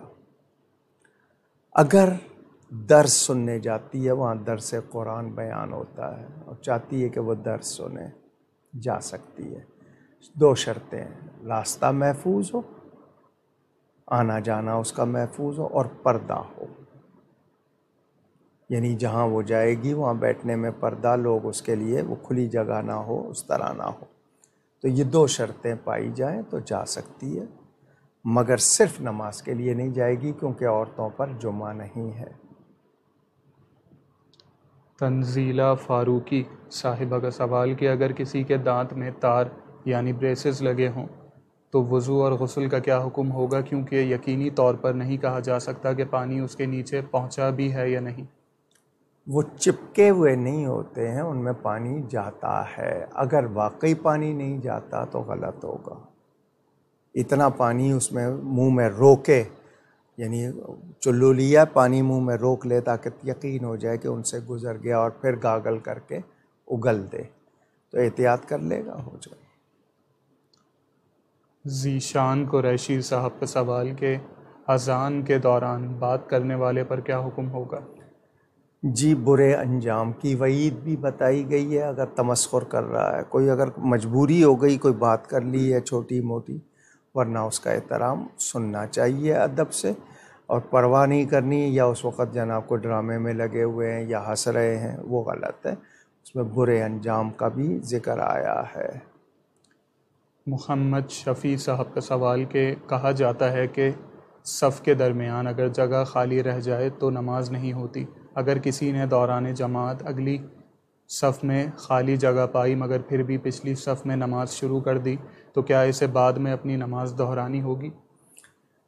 جو ایک ہوتا ہے کوئی نکل کے گیا وضو ٹوٹنے کی وجہ سے، ایک یہ ہے کہ اس نے نیت کر لی تھی، اگلی صف میں ایک آدمی کی جگہ رہ گئی، تو یہ 2 قدم اٹھا کے اس کو بھر لے، یا وہ دائیں بائیں والے تھوڑا تھوڑا اس طرح ہو جائیں کہ وہ جگہ کم ہو جائے، کرنا یہی چاہیے۔ لیکن یہ کہ یہ یہاں کھڑا ہے جگہ وہاں خالی ہے تو وہ پیچھے والے کا حکم ہے، لیکن یہ کہ اس نے نہیں کیا گناہگار ہوگا، مگر دہرانے کی ضرورت نہیں۔ اشر چودھری صاحب کا سوال کہ میں نے اکثر دیکھا ہے کہ پاکستانی کارپوریٹ سیکٹر میں بالخصوص ملٹی نیشنل کمپنیز میں یہ رواج عام ہے کہ وہاں لوگ صنف مخالف سے مصافحہ کر لیتے ہیں، کیا حکم شرع ہوگا؟ شریعت نے جو منع کیا ہے نا، وہ اس لیے کہ فتنہ یا ایسی وہ کہہ رہے ہیں انیشیٹو، ابتدا ہونا کہ جس سے چیز بڑھ جائے، وہ جو مصافحہ کرتے ہیں پسند کریں گے کہ ان کی بہنوں سے کوئی غیر مصافحہ کرے، ان کی بیٹیوں سے، ان کی ماں سے، ان کی بیوی سے۔ جب وہ اپنے لیے نہیں چاہتے تو ان کو دوسروں کے لیے بھی سوچنا چاہیے۔ جہاں بھی کہیں فتنے کی گنجائش ہے وہاں پر تو بالکل منع کیا جائے گا، اور اگر فتنہ نہیں ہے اور وہاں پر کوئی اس کے لیے مجبوری ہے، اس نے کیا ہے، تو کم از کم کوئی آڑ آ جائے، جیسے کپڑا آ جاتا ہے نا، آڑ آ جاتی ہے، عورت ہاتھ اس کو ملانا ضروری ہے تو وہ دوپٹے کا کوئی کپڑا درمیان میں آڑ آ جائے، اگر مجبوری ہے تو، ورنہ نہیں ہونا چاہیے۔ البتہ آپس میں جو بہن بھائی یا دوسرے کرتے ہیں اور اس میں کوئی فتنہ نہیں ہے تو اس میں بھی ہم ان سے کہیں گے کہ کزنز کا، جس طرح خالہ زاد، پھوپھی زاد، چچا زاد نہیں ہونا چاہیے، کیونکہ محرم نہیں ہے وہ۔ شریعت کا جو حکم جس سے نکاح ہو سکتا ہے وہ محرم نہیں ہے، تو آپ کو خیال رکھنا چاہیے۔ لیکن یہ چیزیں آپ یہاں تک کہہ رہے ہیں بہت زیادہ بڑھ چکی ہیں، ان کو تو سوال کر لیا ہے تو چلیں، ان کو احساس ہے، انہوں نے سوال کر لیا ہے، مگر معاشرے میں جو رواج ہو گئے ہیں وہ، بلکہ میں نے اخبار میں پڑھا بھی تھا اور شاید ٹی وی میں بھی آیا تھا، کسی ملک کی کوئی خاتون تھی، عہدیدار وزیر اعظم تھی یا کیا تھی، تو لوگ آج کل گلے ملتے ہیں، منہ لگاتے ہیں، تو اس نے کہا تو چومنا صرف شوہر کا حق ہے، اس نے یہ بیان دیا تھا، حالانکہ وہ مسلمان نہیں تھی۔ تو جو کرتے ہیں خیال، مگر کچھ نہیں کرتے، تو جو حکم ہے شریعت کا وہ تو نہیں بدلے گا نا، اور یہ چیزیں فتنے سے روکنے کے لیے ہیں۔ جہاں فتنے کا نہیں ہے مسئلہ وہاں پر بھی اگر کوئی دوسرا دیکھ رہا ہے تو گنجائش نکالی جائے گی، تو گنجائش نکلے گی تو بات بڑھے گی۔ عمارہ حسن صاحبہ کا سوال کہ کیا کسی کی طرف سے قربانی کی جا سکتی ہے؟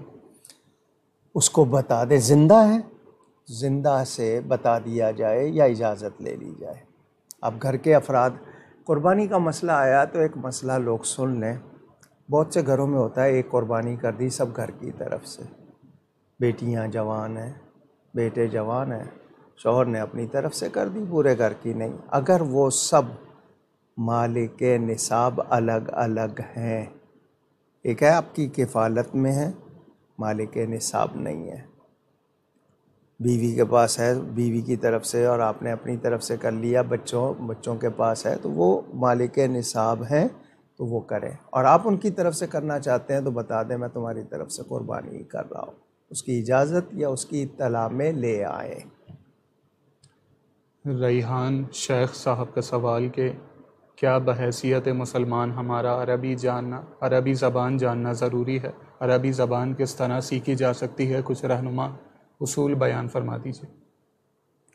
جو ہم گفتگو کرتے ہیں، مثلا اردو میں بات کرتے ہیں، اگر آپ اس کے 4 جملے سامنے رکھیں، اب میں نے جملہ کا لفظ کہا ہے، اب سامنے رکھیں، یہ اردو ہو گئی، لیکن جملے کا لفظ تقریباً 500 کے قریب، اب قریب کا لفظ بولا ہے، عربی کا ہے، 500 کے قریب الفاظ ہماری اردو میں عربی کے آلریڈی یعنی آئے ہوئے ہیں، خود بخود عربی فارسی کے الفاظ آئے ہوئے ہیں۔ اب الفاظ کہہ رہا ہوں، یہ بھی تو عربی ہے۔ سیکھنے کا شوق ہوتا ہے تو آپ دنیا کی ہر زبان سیکھ لیتے ہیں۔ یہاں سے کتنے لوگ گلف میں گئے ہیں، ملازم ہیں، وہ بھلے انہوں نے صرفی نحوی گفتگو نہیں سیکھی ہے، لیکن یہ کہ وہ جو بھی ان کی بولی جاتی ہے، جس کو بدوی زبان کہتے ہیں، ہمارے مزدوروں نے سیکھی ہوئی ہے، دکانداروں نے سیکھی ہوئی ہے، ضروری جملے ان کو یاد ہو جاتے ہیں۔ آپ کو کسی سے لگاؤ ہو گیا تو آپ خواہ سیکھ لیتے ہیں۔ مثلا کسی لڑکے کو لڑکی سے ہو گئی محبت، وہ اس کی زبان سیکھے گا یا نہیں سیکھے گا؟ تو اگر اس کی محبت میں سیکھ رہے ہو تو قرآن کی محبت میں، کہ نبی کی زبان ہے، اللہ کو پسند ہے، وہ ساری زبانیں جانتا ہے، محبوب کی زبان پسند ہے، مرنے کے بعد سب کی زبان عربی ہوگی، جنت میں عربی ہوگی، تو سیکھنی چاہیے، کم از کم اتنی کہ آپ کو جو مثلا نیت کے الفاظ ہیں یا ہمارے دوسرے جو ضروری ہیں وہ ہمیں معلوم ہوں۔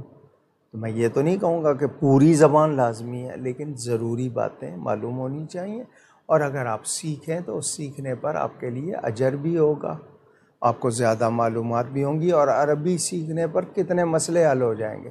مثلا کچھ لوگ کہتے ہیں میلاد نہ مناؤ، ان کو لفظ میلاد کے معنی ہی نہیں معلوم۔ میلاد کے معنی پیدائش کے، جنم کے ہیں، اس کا مطلب تو پیدا ہونا، وہ خود بخود سمجھ میں آ جائے گی کہ اللہ پیدا نہیں ہوتا، مخلوق تو پیدا ہی ہوتی ہے، میلاد اسی کا منایا جاتا ہے جو پیدا ہو۔ ایصال ثواب کہ نیکی کا کام کر کے کسی کو ثواب بخشنا، جب یہ چیز ایصال ثواب کے معنی معلوم ہو جائیں گے، جھگڑا دماغ سے خود بخود نکل جائے گا۔ تو بھئی میں دوسرے کے لیے دعا بھی تو کرتا ہوں نا، یا اللہ اس کو اچھا کر دے، اسی طرح میں نے کچھ پڑھ کے کہا یا اللہ اس کا ثواب اس کو دے دے، تو اس کو یہ بات خود سمجھ آ جائے گی۔ تو سیکھیں تو بہت اچھی بات ہے، محبوب کی زبان ہے، اللہ کی پسندیدہ زبان، قرآن کی زبان، جنت کی زبان، تو کتنا فائدہ ہوگا۔ عبد الکریم عبید صاحب کا سوال کہ کیا نماز جنازہ میں ہر تکبیر پر ہاتھ اٹھانا ہوں گے یا صرف پہلی تکبیر پر؟ میں جہاں کہیں جنازہ پڑھاتا ہوں، میں شروع میں احتیاطاً طریقہ بتا دیتا ہوں۔ یہ صرف پہلی تکبیر، 4 تکبیر ہوتی ہے نا، تو صرف پہلی تکبیر پر کانوں تک ہاتھ اٹھاتے ہیں، اس کے بعد باقی 3 تکبیروں میں اللہ اکبر کہنا ہے، نہ امام نے نہ مقتدی نے، دونوں نے ہاتھ نہیں اٹھانے۔ اور ایک غلط چیز لوگوں میں عام رائج ہے، وہ جب 4 تکبیریں ہو جاتی ہیں تو اس کے بعد سلام پھیرا جاتا ہے، تو لوگ ایک ہاتھ چھوڑ کے ایک طرف سلام پھیرتے ہیں، دوسرا ہاتھ چھوڑ کے دوسری طرف، یہ بالکل غلط ہے۔ چوتھی تکبیر کے بعد دونوں ہاتھ چھوڑ کر دائیں بائیں سلام پھیرنا ہے، کیونکہ جس تکبیر کے بعد کچھ نہیں پڑھا جاتا اس پہ ہاتھ چھوڑ دیے جاتے ہیں، تو 4 تکبیریں کہہ کے دونوں ہاتھ چھوڑ دینے ہیں، پھر دائیں بائیں سلام کہنا ہے۔ اچھا، ہمارے ہاں سلام پھیرنے کا رواج نماز میں بھی، وہ تو لازمی ہے نکلنا ہے، لیکن منہ سے نہیں کہتے، تو آپ نے کہنا ہے۔ مثلا آپ سلام پھیر دیا، امام صاحب نے کہا السلام علیکم ورحمۃ اللہ، تو آپ سلام تو پھیر رہے ہیں، منہ سے آپ کے ہونٹ نہیں ہل رہے، آپ پڑھ ہی نہیں رہے، تو آپ کو خود بھی پڑھنا ہے. یعنی السلام علیکم ورحمۃ اللہ یہ الفاظ کہنے اور ہونٹ ہلنے چاہیے، بلکہ سانس کی اتنی آواز ہو کہ آپ کے کان کو محسوس ہو، لیکن یہ نہیں ہوتا. تو صرف پہلی تکبیر پر جنازے میں ہاتھ اٹھائے جائیں گے، باقی پر نہیں اٹھائے جائیں گے. مظہر خان صاحب کا سوال کہ امام مسجد بلا وجہ اکثر عادتاً غیر حاضر رہتا ہو تو اس کے لیے کیا حکم ہوگا؟ اس کو الگ کر دیں آپ، پابندی نہیں کر رہا، کیونکہ اس کو پابند کرنے کے ہی تو پیسے دیے جا رہے ہیں، نماز کے پیسے تو نہیں ہیں، پابند کرنے کے ہی دیے جا رہے ہیں. تو جو پابندی نہیں کر رہا تو اس کی تنخواہ کیسے جائز رہی؟ تو اگر اکثر غیر حاضر رہتا ہے تو اسے بتا دیں کہ جی آپ غیر حاضر رہتے ہیں، یا تو پابندی کریں ورنہ تنخواہ کٹوائیں. جتنی ڈیوٹی نہیں دی ہے آپ نے، اسی طرح صرف اس کے لیے کیا جو دفتر میں کام کر رہا ہے جتنا ٹائم ڈیوٹی نہیں کی ہے اس کی تنخواہ اس کے لیے کہاں سے جائز ہو گئی؟ یا تو مالک نے اجازت دی ہو کہ تم 2 گھنٹے جناب کام نہ کرو، یا یہ کہا ہو کہ جی تم 2 گھنٹے چلے جایا کرو، نہیں دی ہے تو کام کے لیے دی ہے ڈیوٹی، آپ کو پورا کام کرنا چاہیے. تو جو بھی کام چوری کرے گا اس کی تنخواہ کہاں سے درست رہے گی؟ آمنہ سعد صاحبہ کا سوال کہ کیا عورت کے لیے دوران عدت عمرہ کرنا جائز ہوگا؟ اگر مکہ مکرمہ میں رہتی ہے اس کے لیے نہیں ہے تو دور سے جانے والی کے لیے کہاں ہوگا؟ بلا ضرورت گھر سے نکلنے کی اجازت نہیں ہوگی. وہ عورت جو تنہا ہے، بھائی، بیٹے، باپ، قریبی رشتہ دار، اتنا نہیں کہ اس کے لوگ کھانا لا کے دے دیں، اتنا بھی نہیں ہے، وہ عورت دن کی روشنی میں اپنے آپ کو پردے میں ضرورت کے لیے نکلے اور واپس آ جائے.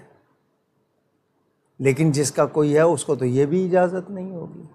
ہاں کوئی بیماری ہو گئی ہے ایسی کہ ہاسپٹل جانا ضروری ہو گیا ہے، بغیر اس کے وہ مجبوری ہے، تو یہ کسی کے میت میں نہیں جا سکتی، منع کیا ہے اس کو.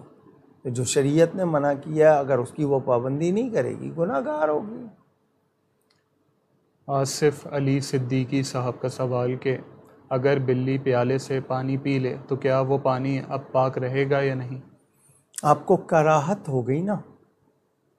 کراہت کا مطلب، مکروہ کا مطلب ڈس لائک ہوتا ہے، یعنی آپ کے اندر ایک کراہت آ گئی تو آپ نہ پئیں. باقی آپ کہاں کہاں سے پیتے ہیں، اس میں کس کس نے منہ مارا ہوا وہ چونکہ پتہ نہیں ہے، اب آنکھوں دیکھا آپ کو ایک کراہت ہو گئی تو آپ نہ پئیں. مجاہد رضا صاحب کا سوال کہ کیا روزانہ کی نوافل ادا کرنے کی کوئی حد مقرر ہے یا جتنی چاہے اتنی ادا کی جا سکتی ہیں؟ نفل اضافی ایکسٹرا والنٹیرلی جو کیا جاتا ہے، فرائض واجبات پورے ہیں تو نفل ہوں گے. جس کے فرض پورے نہیں اس کے نفل کہاں سے؟ یعنی ڈیوٹی ہے نہیں، اوور ٹائم ہی اوور ٹائم کہاں سے ہوگا؟ ڈیوٹی کے بعد اوور ٹائم ہوگا نا. تو اصل نفل تو وہ ہیں جو فرائض واجبات کے پورے ہونے پہ ہیں، لیکن کوئی حد نہیں ہے. مگر ایک دن آپ نے 100 پڑھ لی ہے، اگلے دن آپ سے 10 بھی نہیں پڑھے گئے، تو آپ کے لیے آسانی رکھی ہے. اپنے آپ کو مشکل میں نہ ڈالیں، سہولت سے پڑھتے ہیں، شوق ہے ضرور پڑھیں، مگر نفل پڑھ رہے ہیں اور کسی کا حق ادا نہیں کر رہے، ماں باپ کا، بیوی بچوں کا، تو وہ غلط ہو جائے گا. نفلوں پہ نفل پڑھے جا رہے ہیں، جو ضروری چیزیں آپ کے ذمے وہ ادا نہیں کر رہے. کمانا ضروری ہے، ان کو لا کے کھلانا ضروری ہے، وہ نہیں کر رہے، نفل پڑھ رہے ہیں. میں تو نماز پڑھ رہا ہوں، کوئی برا کام کر رہا ہوں کیا میں؟ تو وہ آپ کی ذمہ داری ہے، وہ آپ نے ادا کرنی ہے، وہ آپ کے فرائض واجبات میں سے ہے. تو باقی تعداد کی کوئی نہیں ہے. حضرت سیدنا امام زین العابدین رضی اللہ تعالیٰ روزانہ 1000 نفل پڑھتے تھے، یہ شان تھی. انہوں نے روزانہ، آپ سے 2 دن ہو گئے، تیسرے دن کیا کریں گے؟ اگر نہیں ہوئی، سستی ہو گئی تو باقی فرائض واجبات میں کوتاہی نہ کریں. نفل جتنے پڑھے جائیں آسانی سے پڑھیں، مگر یاد رہے کہ جو آپ کے ذمے ہے وہ اس کا خیال رکھیں.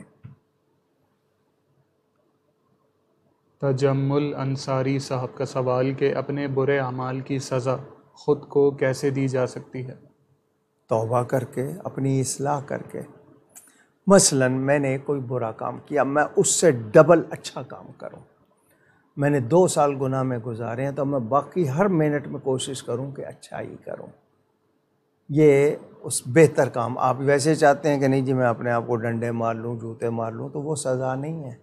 آپ کا توبہ کر کے زیادہ نیکی کرنا، اپنے آپ کو محنت کر کے، یعنی اگر آپ سے نہیں ہوتی ہے، اب محنت زیادہ کر رہے ہیں، تو یہ سزا آپ کی کہ آپ نے اس وقت آرام کر لیے، مزے کر لیے، اب آپ تکلیف اٹھا کے کریں.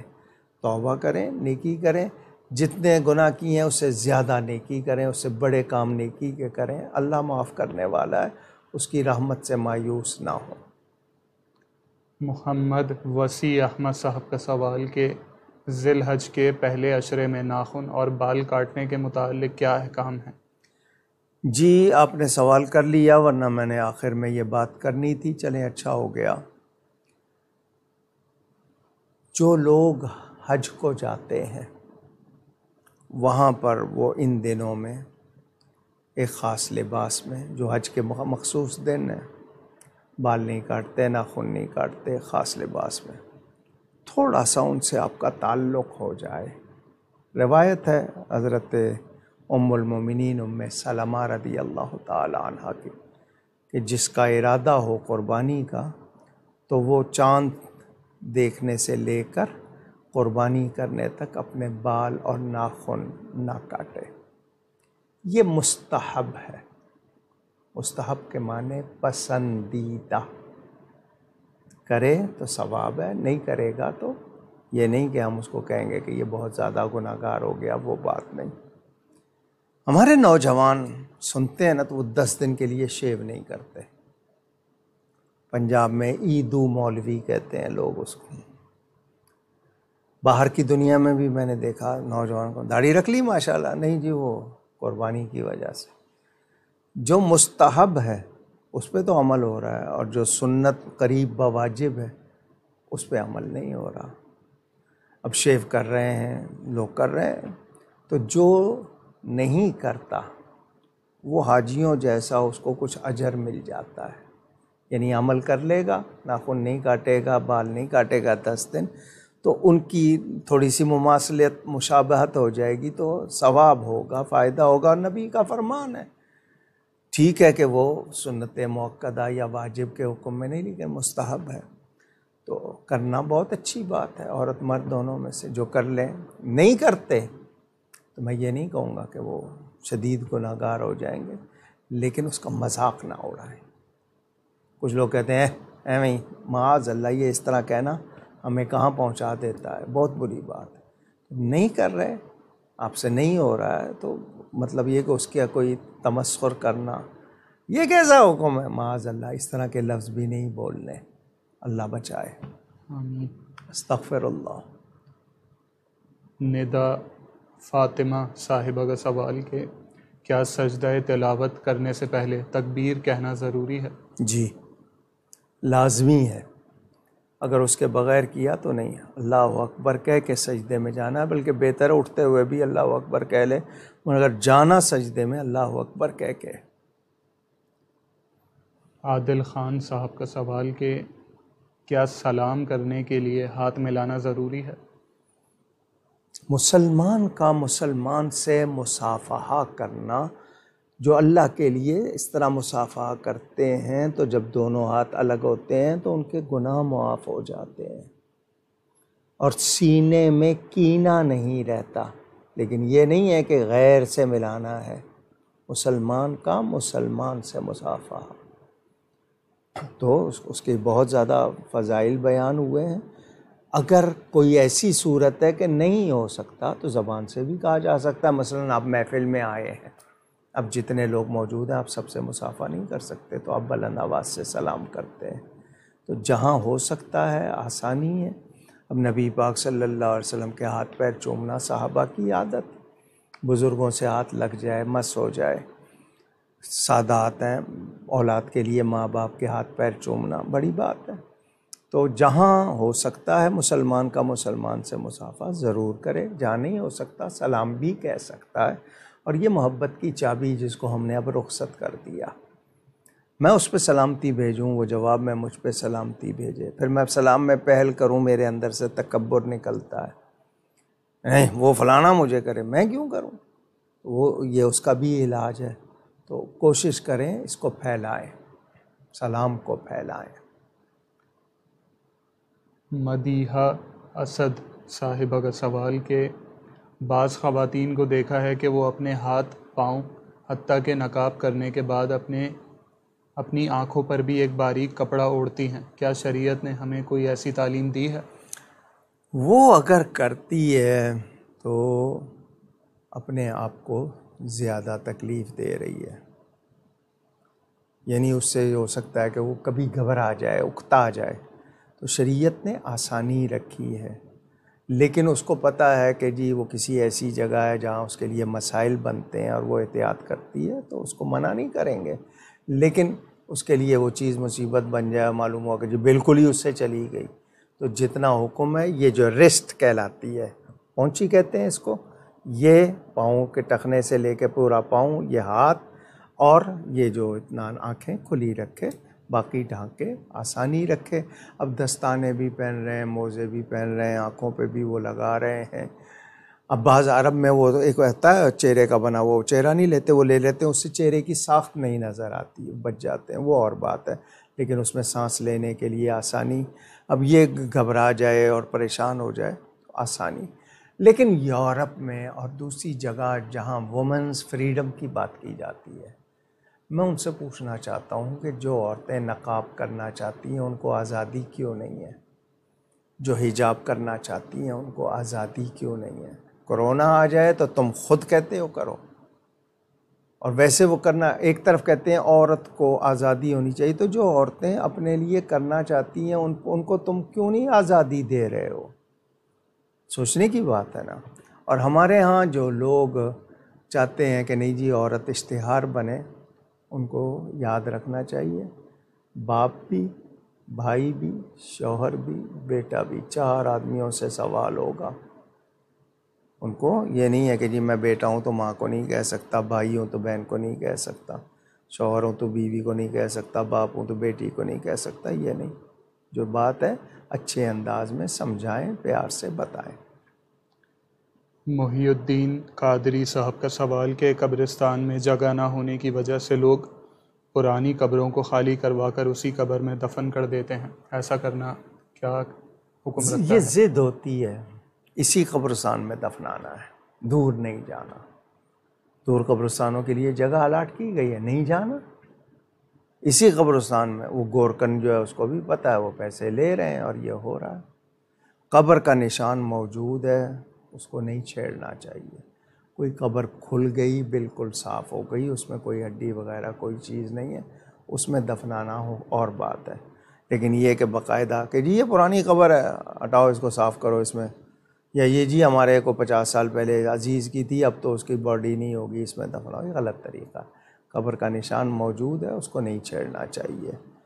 اللہ معاف کرے. قبرستانوں میں جس طرح کاروبار ہونے لگ گیا ہے، میں حیران ہوں، حیران. اور ہم لوگ جو ہوتے ہیں جلدی میں بس مردے کو لگاؤ ٹھکانے کسی طرح، ہم بھی خیال نہیں کرتے ہیں بس اس وقت. اللہ معاف کرے، اللہ معاف کرے. مسلمان ہے نا، مسلمان ہے نا. دوسرے لوگوں کے ہاں دیکھیں کیا کیا وہ ان کا آسانیاں کرتے ہیں، ہم مسلمان ہو کے وہ کام کر رہے ہیں اور ڈر نہیں رہے. محمد عمر صاحب کا سوال کہ کیا نماز جنازہ قبرستان میں ادا کی جا سکتی ہے؟ قبرستان سے مراد کہ قبروں کے قریب ہے جگہ لیکن آگے سامنے قبریں نہیں ہیں. اب یہ کہ قبروں کے اوپر کھڑے ہوئے ہیں امام صاحب بھی اور دوسرے، وہ تو نہیں ہوگا. قبرستان کی دیوار ہے یا وہاں جنازگاہ بنی ہوئی ہے یا جگہ رکھی ہوئی ہے، وہاں پڑھا جا سکتا ہے. لیکن عین بیچ قبرستان کے آپ رکھیں جنازہ اور سارے قبروں پہ کھڑے ہو جائیں، وہ گنجائش نہیں ہے. زہیب حسان صاحب کا سوال کہ کیا مرد ایسی گھڑی پہن سکتا ہے جس کا کچھ حصہ خالص سونے کا بنا ہوا ہو اور کچھ حصہ چاندی کا؟ گھڑی ضرورت ہے، ٹھیک ہے. گھڑی کے یہ جو اوپر ایک رنگ ہوتا ہے، وہ اگر کمپنی سے بنا ہوا ہے سونے کا لیکن جسم کو نہیں لگ رہا، زیور میں کاؤنٹ نہیں ہو رہا، اس کا حکم اور ہوگا۔ باقی یہ جو بریسلیٹ ہے یہ سونے یا چاندی کا نہیں پہننا چاہیے۔ ایک تو چوری کا ڈر، چاندی کا ہے تو چلیں پھر بھی میں کہوں لیکن کیوں؟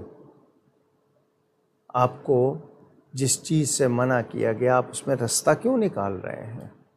جو زیور کے حکم میں سونا ہے تو ضرورت کا صرف بٹن، اس کے ساتھ چین نہ ہو سونے کی۔ بٹن سونے کے ہیں پہن سکتے ہیں، آپ کی ناک ٹوٹ جائے آپ سونے کی ناک لگا سکتے ہیں۔ آپ نے جبہ پہنا ہے اس کا جو کناری جس کو پائپنگ یا لائننگ کہتے ہیں سونے کی، وہ لگا سکتے ہیں جہاں اجازت ہے۔ جہاں اجازت نہیں ہے اس کی کوشش نہ کریں، کیونکہ ایک چاندی کے برتن میں، سونے کے برتن میں دنیا میں کھائیں پیئیں گے تو جنت میں پھر یہ راحت نہیں ملے گی۔ تو آپ وہ اتنا حصہ میں نے بتا دیا نا، اوپر رنگ صرف اتنا سا ہے باریک سا، یا اندر سوئیاں ہیں سونے کی، لیکن یہ کہ وہ آپ کے جسم کو نہیں لگ رہی ہیں، لیکن پوری گھڑی کا وہ جو فل سونے کی بنی ہوئی ہے وہ بھی منع کی گئی ہے، حالانکہ وہ ضرورت، لیکن چین جو آتا ہے یا بریسلیٹ آتا ہے تو بالکل نہیں ہونا چاہیے۔ عبد الکریم صدیقی صاحب کا سوال کہ اگر جمعہ کی نماز میں اتنی تاخیر ہو گئی کہ خطبہ نکل گیا تو کیا آپ نماز ادا کر سکتے ہیں یا کسی اور مسجد کا رخ کریں؟ لیکن آپ کو دونوں رکعتیں مل گئیں، اگر آپ کو نماز مل گئی، دونوں رکعتیں مل گئیں یا ایک رکعت بھی مل گئی جماعت کے ساتھ، تو آپ کی وہ نماز ہو گئی، آپ کا ثواب ختم ہو گیا، کیونکہ جس وقت خطبہ دوسری اذان ہو جاتی ہے تو فرشتے وہ ان کو رجسٹر کہہ لیں ایک طرح کہنے کو، جو ان کے پاس کتاب ہوتی بند کر دیتے ہیں۔ اب اس کے بعد آپ کی ادائی ہو رہی ہے، ثواب آپ کا چلا گیا، جتنا جلدی آئیں گے وہ زیادہ ثواب ہے، اور نماز آپ کی ہو جائے گی بشرطے کہ آپ نے ایک رکعت بھی پڑھ لی، باقی ایک رکعت اپنی الگ پڑھ لی، یعنی دہرانے میں آپ کے وہ جو تھا رہ گئی، لیکن یہ کہ جماعت میں آپ شامل ہی نہیں ہوئے، آپ کو جماعت میں شامل نہیں ہوئے تو پھر آپ کا وہ جمعہ نہیں، پھر آپ کو کسی اور جگہ جا کے پڑھنا ہے اگر وہاں پر ٹائم ہے کہیں اور ہو رہا ہے تو۔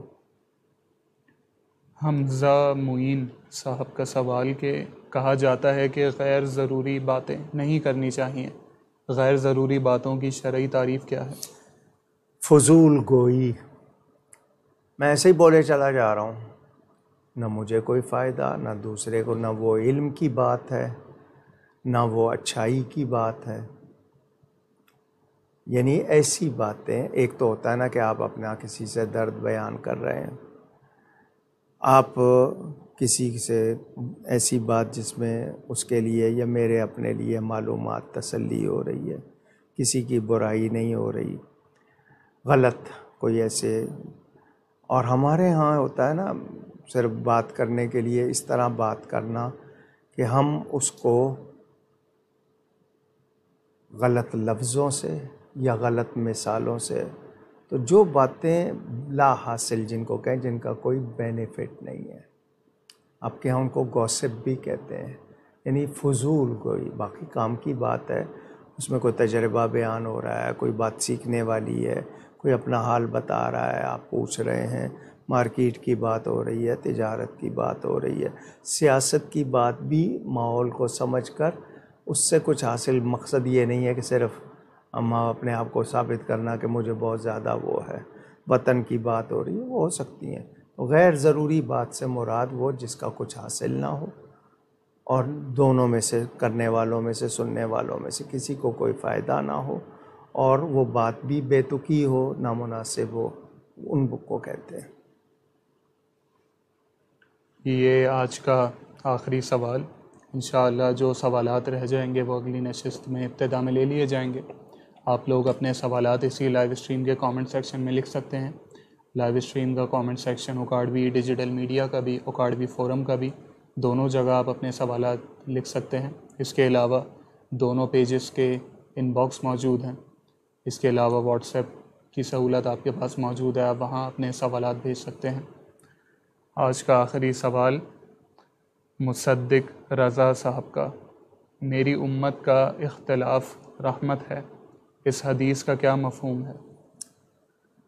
جستجو ہو، جستجو کا مطلب کیوریس ہیں، آپ جاننا چاہتے ہیں، زیادہ جاننا چاہتے ہیں، صحیح جاننا چاہتے ہیں، اختلاف سے مراد عقیدے کا اختلاف نہیں ہے، ذہن میں رہے، عقیدے جو مسلمہ کا مطلب تسلیم کیے ہوئے، طے شدہ، ان کی بات نہیں ہو رہی۔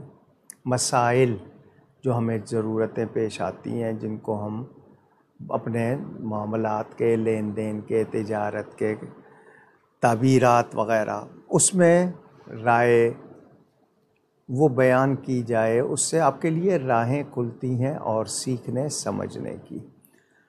اب مثال کے طور پر سیدنا امام اعظم، امام شافعی، امام مالک، امام احمد بن حنبل رضی اللہ عنہم، تعبیرات کا اختلاف ہے، یہ رحمت ہے۔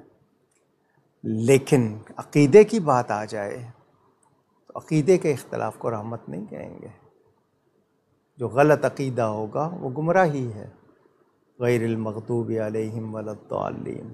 اب سورہ فاتحہ کو پڑھ لیں، آپ کو دین ویسے سمجھ آ جائے، اگر اس فاتحہ کی سمجھ آ جائے تو۔ اسی طرح وہ اختلاف جس میں ہم دوسروں کی توہین، تذلیل کریں، تحقیر کریں، صرف یہ کہ مجھے پسند نہیں ہے اس لیے، وہ بنیاد۔ لیکن دین کی سمجھ کے لیے، طلب حق، احقاق حق کے لیے، وہ اختلاف جو ہے وہ رحمت کہا گیا، کہ یہ جستجو ہے، ان کی کوشش ہے کہ ہم صحیح بات پہ پہنچیں، صحیح چیز کو سمجھ لیں، منشائے خداوندی حاصل کر لیں، وہ رحمت ہے۔ یہ جو باقی اس طرح کے اختلاف ہو رہے ہیں آج کل، اللہ کی پناہ۔ ہم ان تمام افراد کا شکریہ ادا کرتے ہیں جنہوں نے اپنے سوالات ہم تک بھیجے اور اپنے تعریفی کلمات سے ہمیں نوازا، جن میں اکرام شریف صاحب، علی حیدر راجپوت صاحب، فرحانہ قادر صاحبہ، فوزیہ عبدالقادر صاحبہ، شاہ نواز صاحب، طارق عبدالغفار صاحب، مظہر خان صاحب، حاکم علی صاحب، غلام مصطفیٰ صاحب، احمد علی صاحب، مزمل صاحب، جاوید حسین صاحب، اختر صاحب، راحیل امین صاحب، عارفہ عارف صاحبہ، فردوس انجم صاحبہ، مرتضیٰ چوہان صاحب، محمد اکرام صاحب، راؤ عبداللہ صاحب، شاہد سرور صاحب، ناصر علی نورانی صاحب، ارمان اشرفی صاحب، خورشید عالم صاحب، محمد عدنان صاحب، ظہیر عباس صاحب، فیصل صاحب، عثمان علی صاحب، عبد المتین رضوی صاحب، عفان قادری صاحب، ناصر خان صاحب، حافظ اعظم شہزاد صاحب، پرویز علی صاحب، حنیف رضا صاحب، رضوان صاحب، مہک نوری صاحبہ، شازیہ علی صاحبہ، مقبول الرحمن صاحب، سید ساجد صاحب، طاہا صدیقی صاحب، مظفر صابر صاحب، راجہ نوید صاحب، طیب مرتضیٰ صاحب، ام مصطفیٰ صاحبہ، فروہ انصاری صاحبہ، اسرار علی صاحب، اکبر حسین صاحب، ثنا سعید صاحبہ، جنید آفریدی صاحب، فیاض خان صاحب، علینا طارق صاحبہ، تنزیلہ فاروقی صاحبہ، ذیشان قریشی صاحب، محمد شفیع صاحب، اشر چودھری صاحب، عمارہ حسن صاحبہ، ریحان شیخ صاحب، عبد الکریم عبید صاحب، آمنہ سعد صاحبہ، آصف علی صدیقی صاحب، مجاہد رضا صاحب،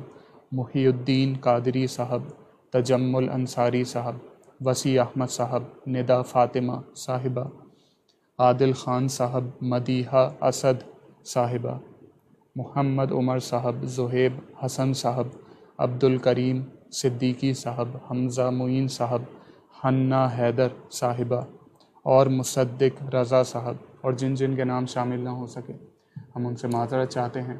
آپ ہمارے لیے دعا کیجیے گا، ہم آپ کے لیے دعا گو رہیں گے انشاءاللہ۔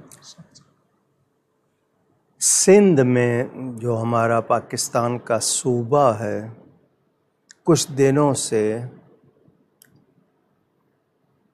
یہاں پر بپرجوائے سائیکلون، طوفان کی خبریں۔ یہ جو طوفانوں کے نام ہوتے ہیں سائیکلون وغیرہ کے، یہ پوری دنیا میں کوئی تنظیم ہے کہ ان ملکوں کے نام ان ملکوں والے رکھیں گے، انہوں نے بانٹے ہوئے ہیں، غالباً 6 زون بنائے ہوئے ہیں۔ یہ بنگالی کا لفظ ہے بپرجوائے، اس کے معنی تباہی کے ہیں۔ ان کا ایکسنٹ یا پروناؤنسیشن کیا ہے، بہرحال اردو میں بے پرجوائے کہا جا رہا ہے، معنی تباہی کے. یہ بنگالی زبان کا لفظ ہے. میں نے آپ کو بتایا نا، کچھ 6 زون ہیں وہ نام رکھتے ہیں. جیسے کہا گیا ہے کہ اگلا جو اس سے ہوگا، بھارت نے اس کا نام تیز رکھ دیا ہے ابھی سے، اللہ بچائے. حدیثوں میں آتا ہے قرب قیامت میں طوفان زلزلے زیادہ ہوں گے. ہمارے ہاں سنجیدگی، متانت چلی گئی. ہم لوگ تمسخر، جس کو آپ لوگ مذاق کہتے ہیں، ہر چیز کو ٹھٹھا کر رہے ہیں، طرح طرح کی باتیں. یاد رہے، ہوا جب چلتی ہے تو دعا کرنے کے لیے کہا گیا کہ یا اللہ اس میں خیر ہے تو میرے لیے خیر ہو، اور اگر اس میں شر ہے تو مجھے اس سے بچانا. ہمیں سکھایا گیا ہے، قرآن میں بھی ہے. ریحن سرسرن کے الفاظ آپ سنتے ہیں، سخت ہوائیں، گرم ہوائیں. لوگوں کو عادت ہو گئی ہے، مثلا آپ ایئر ٹریول کریں تو کہتے ہیں جی ٹربولنس آ جاتی ہے نا، جب وہ جہاز میں تھوڑی بمپی ہو جاتی ہے، چکولے لینے والی بات، کہتے ہیں بیڈ ویدر. بیڈ ویدر کون سا؟ ہوا تیز ہو گئی ہے یا بارش ہو گئی ہے. تو اگر بارش کو بیڈ ویدر کہہ رہے ہو تو جب بارش نہیں ہوتی ہے تو اسی ویدر کے لیے دعائیں کرتے ہو. ہم یہ کہا کریں چینج، ویدر چینج ہو گیا موسم کی تبدیلی کی وجہ سے، یا ناموافق موسم کی وجہ سے کہہ لیں.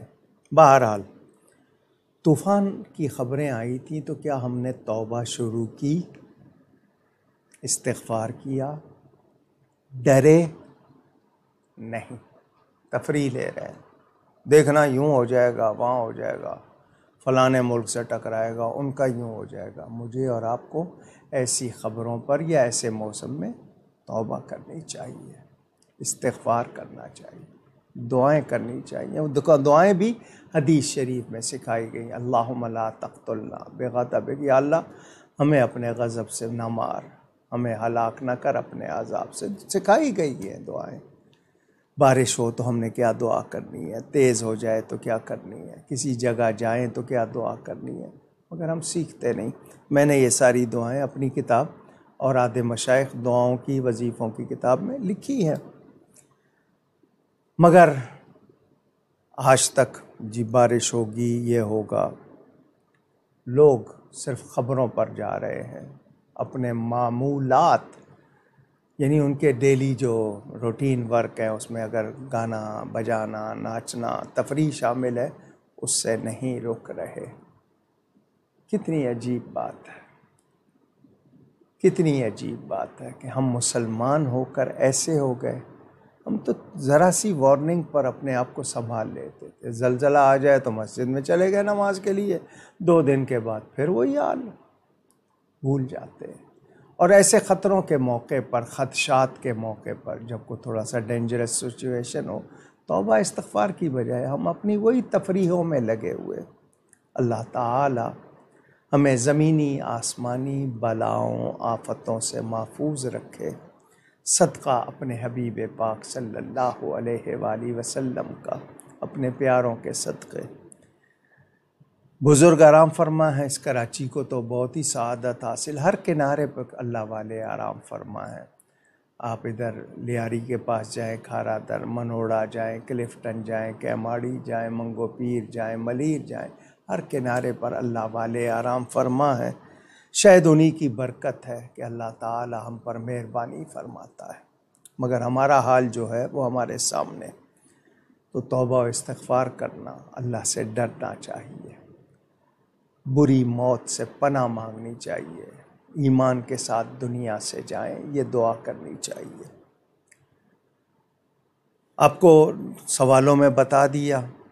جو لوگ قربانی کرنا چاہتے ہیں، نیت کی ہے تو وہ چاند سے لے کر قربانی کرنے تک، چاند نکلا اس وقت سے لے کر قربانی کرنے تک بال اور ناخن نہ کاٹیں، ثواب پائیں گے. بہت مہربانیاں ہوتی ہیں اس پہ. اللہ کا حکم ماننا، نبی کا حکم ماننا، خوش دلی سے یعنی فرض تو نہیں ہے، تو بھائی بہت سی چیزیں فرض نہیں ہیں، دوسروں کی خوشی کے لیے کرتے ہو تو اللہ اس کے رسول کی رضا کے لیے کرو، فائدہ ہی فائدہ ہے اس میں۔ ہماری ایک مزاج کہ بھی ہمیں خوشی ہے کہ ہم ان کا حکم مان رہے ہیں، آپ کو کیا پتہ آپ کو اس پر کتنا اجر ملتا ہے۔ اجتماعی قربانی کے حوالے سے آپ کو بتایا، گلزار حبیب ٹرسٹ کے زیر اہتمام اس سال بھی اجتماعی قربانی، کمبائنڈ سیکریفائس قربانی ہو رہی ہے۔ 19,000 روپیہ، 19,000 روپیز پر شیئر ایک حصے کا ہے۔ لوگ جانور بھی وہاں مسجد کے پاس لا کے باندھ دیے گئے ہیں، لوگ شامل ہو رہے ہیں تو وہاں پر، اور ہم نے کوشش کی ہے کتنے سالوں سے ایک ٹوکری میں کم از کم 15 کلو گوشت ضرور آئے، ایسا جانور ہو کہ ایک حصے میں 15 کلو گوشت ضرور آئے، یعنی آپ کو فائدہ بھی ہو۔ حالانکہ گوشت کی نیت سے قربانی نہیں کی جاتی، لیکن بتانے کا مقصد یہ کہ صحت مند جانور، اچھے جانور، صفائی کے ساتھ، تو جو لوگ شامل ہونا چاہیں بیرون ملک سے یا اندرون ملک سے یا کراچی سے، وہ رابطہ کر لیں، وہاں پر رات 12 بجے تک بیٹھے رہتے ہیں بکنگ کے لیے۔ 9 تاریخ کو، چاند کی 9 تاریخ کو بکنگ روک دی جائے گی، کیونکہ پھر وہ جانور مزید لانا، موجود نہیں ہو، انتظام کرنا مشکل ہوتا ہے۔ تو جو لوگ شامل ہونا چاہیں وہ ضرور شامل ہو جائیں۔ ملک میں افراتفری ہے، شدید قسم کی، سیاسی ماحول بہت برا ہے۔ جتنے ادارے ہیں، عدلیہ ہے، میڈیا ہے، افواج ہیں، حکمران ہیں، اسی طرح جتنے عدلیہ وغیرہ دوسرے ادارے، کچھ لوگوں سے وفاداری نبھا رہے ہیں، ذمہ داری نہیں نبھا رہے ہیں۔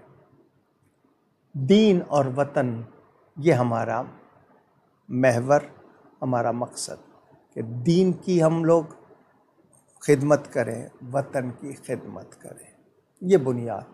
سچ اور عدل نہیں ہوگا تو امن نہیں ہوگا، مسائل حل نہیں ہوں گے۔ چور بازاری، کرپشن، لوگ بکتے ہیں، ووٹوں کے لیے بکتے ہیں، کس کے لیے بکتے ہیں، بک رہے ہیں، پھر ماحول کہاں سے درست ہوگا۔ 75 سال، ابھی پچھلے جو وزیر اعظم گئے تھے جو پچھلے، انہوں نے اپنے 3.5 سال میں اتنا قرضہ عوام پہ چڑھا دیا جتنا 70 سال میں چڑھا۔ 25,000 ارب 70 سال میں، انہوں نے 3 سال میں 25,000 اور چڑھا کے 50 کر دیا۔ کیوں؟ ان کی حکومت چلتی رہے، عوام بھگتتے رہیں گے، چلاتے رہو، اپنے کوئی خرچے کم نہیں کیے عوام۔ اب انہوں نے ابھی مہینہ کتنے ہوئے، 13 مہینے ہوئے، سنا ہے 14,000 ارب کا قرضہ اور چڑھا دیا ہے۔ ان کی حکومت بچی رہے، ان کی کرسی رہے، عوام بھلے کھا سکیں نہ کھا سکیں، پی سکیں نہ پی سکیں، رہ سکیں نہ رہ سکیں، شاید سانس لینے پر بھی ٹیکس لگا دیا جائے۔ سہولتیں آپ کو نہیں ملیں گی، آپ کے حقوق نہیں ملیں گے، ٹیکس آپ کو دینا ہوگا۔ بجلی بلیں کتنی مہنگی ہو جائے، پہنچے نہ پہنچے بل دے آپ۔ بل کا کیا نظام ہے؟ علاقے بانٹ دیے، اس اتنے علاقے کو اتنے یونٹ دیے جائیں گے، ہمیں اتنے پیسے چاہیے، وہ کہہ دیا جائے گا کہ اتنے پیسے چاہیے۔ جو چوری کر رہے ہیں ان کا وبال بھی ان پہ ڈال دیا جائے گا، بانٹ دو باقی سب کو۔ یہ ہو رہا ہے۔ اچھا جی، اتنے یونٹ یوز کریں گے تو اتنے پیسے، اس سے زیادہ ہو جائیں گے تو یہ پیسے، یہ ظلم نہیں ہے کیا؟ یہ مسند پر بیٹھے ہوئے لوگ کیا ظالم نہیں ہیں؟ اللہ سے نہیں ڈرتے؟ انہوں نے قبروں میں نہیں جانا؟ کہاں سے لائے ہیں یہ نظام؟ آپ اپنے پیسے بینک میں جمع کرا کے نکالیں تو ٹیکس دیں، 1,000 روپے پر آپ 400 روپے تک ٹیکس چلا جاتا ہے آپ کا۔ جنرل ٹیکس ہے، ایکسائز ٹیکس ہے، ویٹ ہے، یہ ہے وہ، الگ ٹیکس وہ دیں، اس کے ساتھ ہر چیز پہ ٹیکس دیں۔ یہ لوگ پھر بھی راضی نہیں ہوتے، کہتے ہم قوم کے خادم ہیں، اللہ تم سے ہمیں بچا لے۔ جیسے تم خادم ہو، خادم تھے تو فاروق اعظم تھے، خلفائے راشدین تھے، تم نہیں ہو خادم، تم لوٹنے والے ظالم ہو، جتنے ہو۔ صرف اپنا تجوری بھرنی. میں نے کہا تھا شاید پہلے بھی، یہاں چور ہونا شاید جرم نہیں، کمزور ہونا جرم ہے. کس کے ساتھ کیا کر رہے ہو؟ وہ آتے ہیں وہ پچھلوں سے، وہ جائیں گے ان سے. یہ ایک روٹین چلی ہوئی ہے. اس ملک کو ابھی تک محب وطن کوئی نہیں ملا جس کو واقعی کہا جائے. افواج سے کسی کو شکایت، عدلیہ سے کسی کو شکایت، حکومت سے شکایت، شکایتیں ہی ہیں نا. کیسا ہوگا؟ کیسے ہم نکلیں گے اس سے؟ اب یہ جو 10 دن آئیں گے، والفجر والیال عشر، بہت برگزیدہ دن ہے. چوری ہو رہی ہوگی منڈیوں میں. میں نے آپ کو بتایا نا، جانور بیچنے والے کیا کیا کر رہے ہوں گے، کیا کیا فراڈ ہو رہے ہوں گے. اور لوٹا جا رہا ہے راستے میں. ان کو جانور لینے کے لیے گئے، پتہ ہے پیسے لے کے آئے ہوں گے، لوٹا جا رہا ہے جانوروں کے. اچھا جی، ایک گزارش، جو لوگ قربانی کے جانور لائے ہیں، آپ اپنے گھروں میں باندھیے. آپ دوسروں کے دروازوں کو یا دوسروں کے رستوں کو نہ روکیے. دوسروں کے لیے مصیبت کا سامان نہ بنیے. گندگی صاف کرنے کا روز انتظام کیجیے. ذرا خیال رکھیے. اپنے لیے آپ پسند نہیں کریں کہ آپ کے دروازے کے سامنے یا آپ کے گھر کے سامنے، تو پھر آپ دوسروں کا بھی خیال رکھیں. راستے بند کر دیتے ہیں، جی تو اگلی گلی سے جاؤ. اس کا گھر اس گلی میں، وہ کہاں سے جائے؟ لیکن آپ قناط لگا دیں، غلط ہے. احتیاط کیجئے، ایک دوسرے سے تعاون کیجئے. اس دوران جتنے لوگ ایمان کے ساتھ چلے گئے، میں ذکر نہیں کر سکا، اللہ تعالیٰ ان سب کی مغفرت فرمائے. ہم سب کو کوشش کرنی ہے. اب حاجی حج کو جا رہے ہیں، اللہ تعالیٰ ان کا حج آسان اور مبارک فرمائے. دعائیں سب کریں، ہم بھی اور دوسروں سے بھی دعائیں لیں اور دوسروں کے لیے بھی دعائیں کریں. کوشش کیجئے گا کچھ بہتری ہو جائے. اللہ تعالیٰ ہم سب کو معاف فرمائے. ہم لوگ تو سود پر خوشی کو مناتے ہیں نا، فلاں ہے سود مل جائے، IMF. میرے رب سے تعلق جوڑا ہوتا تو یہ نوبت نہ آتی. باہر کے ملکوں میں اپنے پیسے رکھوا کے ان سے کہنا جی ہمیں امداد دو. عجیب باتیں ہیں. بہرحال کیا کہوں کیا نہ کہوں. گفتگو میں مجھ سے کہیں کوئی غلطی ہوئی ہو، اللہ تعالیٰ اس کے رسول صلی اللہ علیہ وآلہ وسلم کی بارگاہ میں توبہ کرتا ہوں.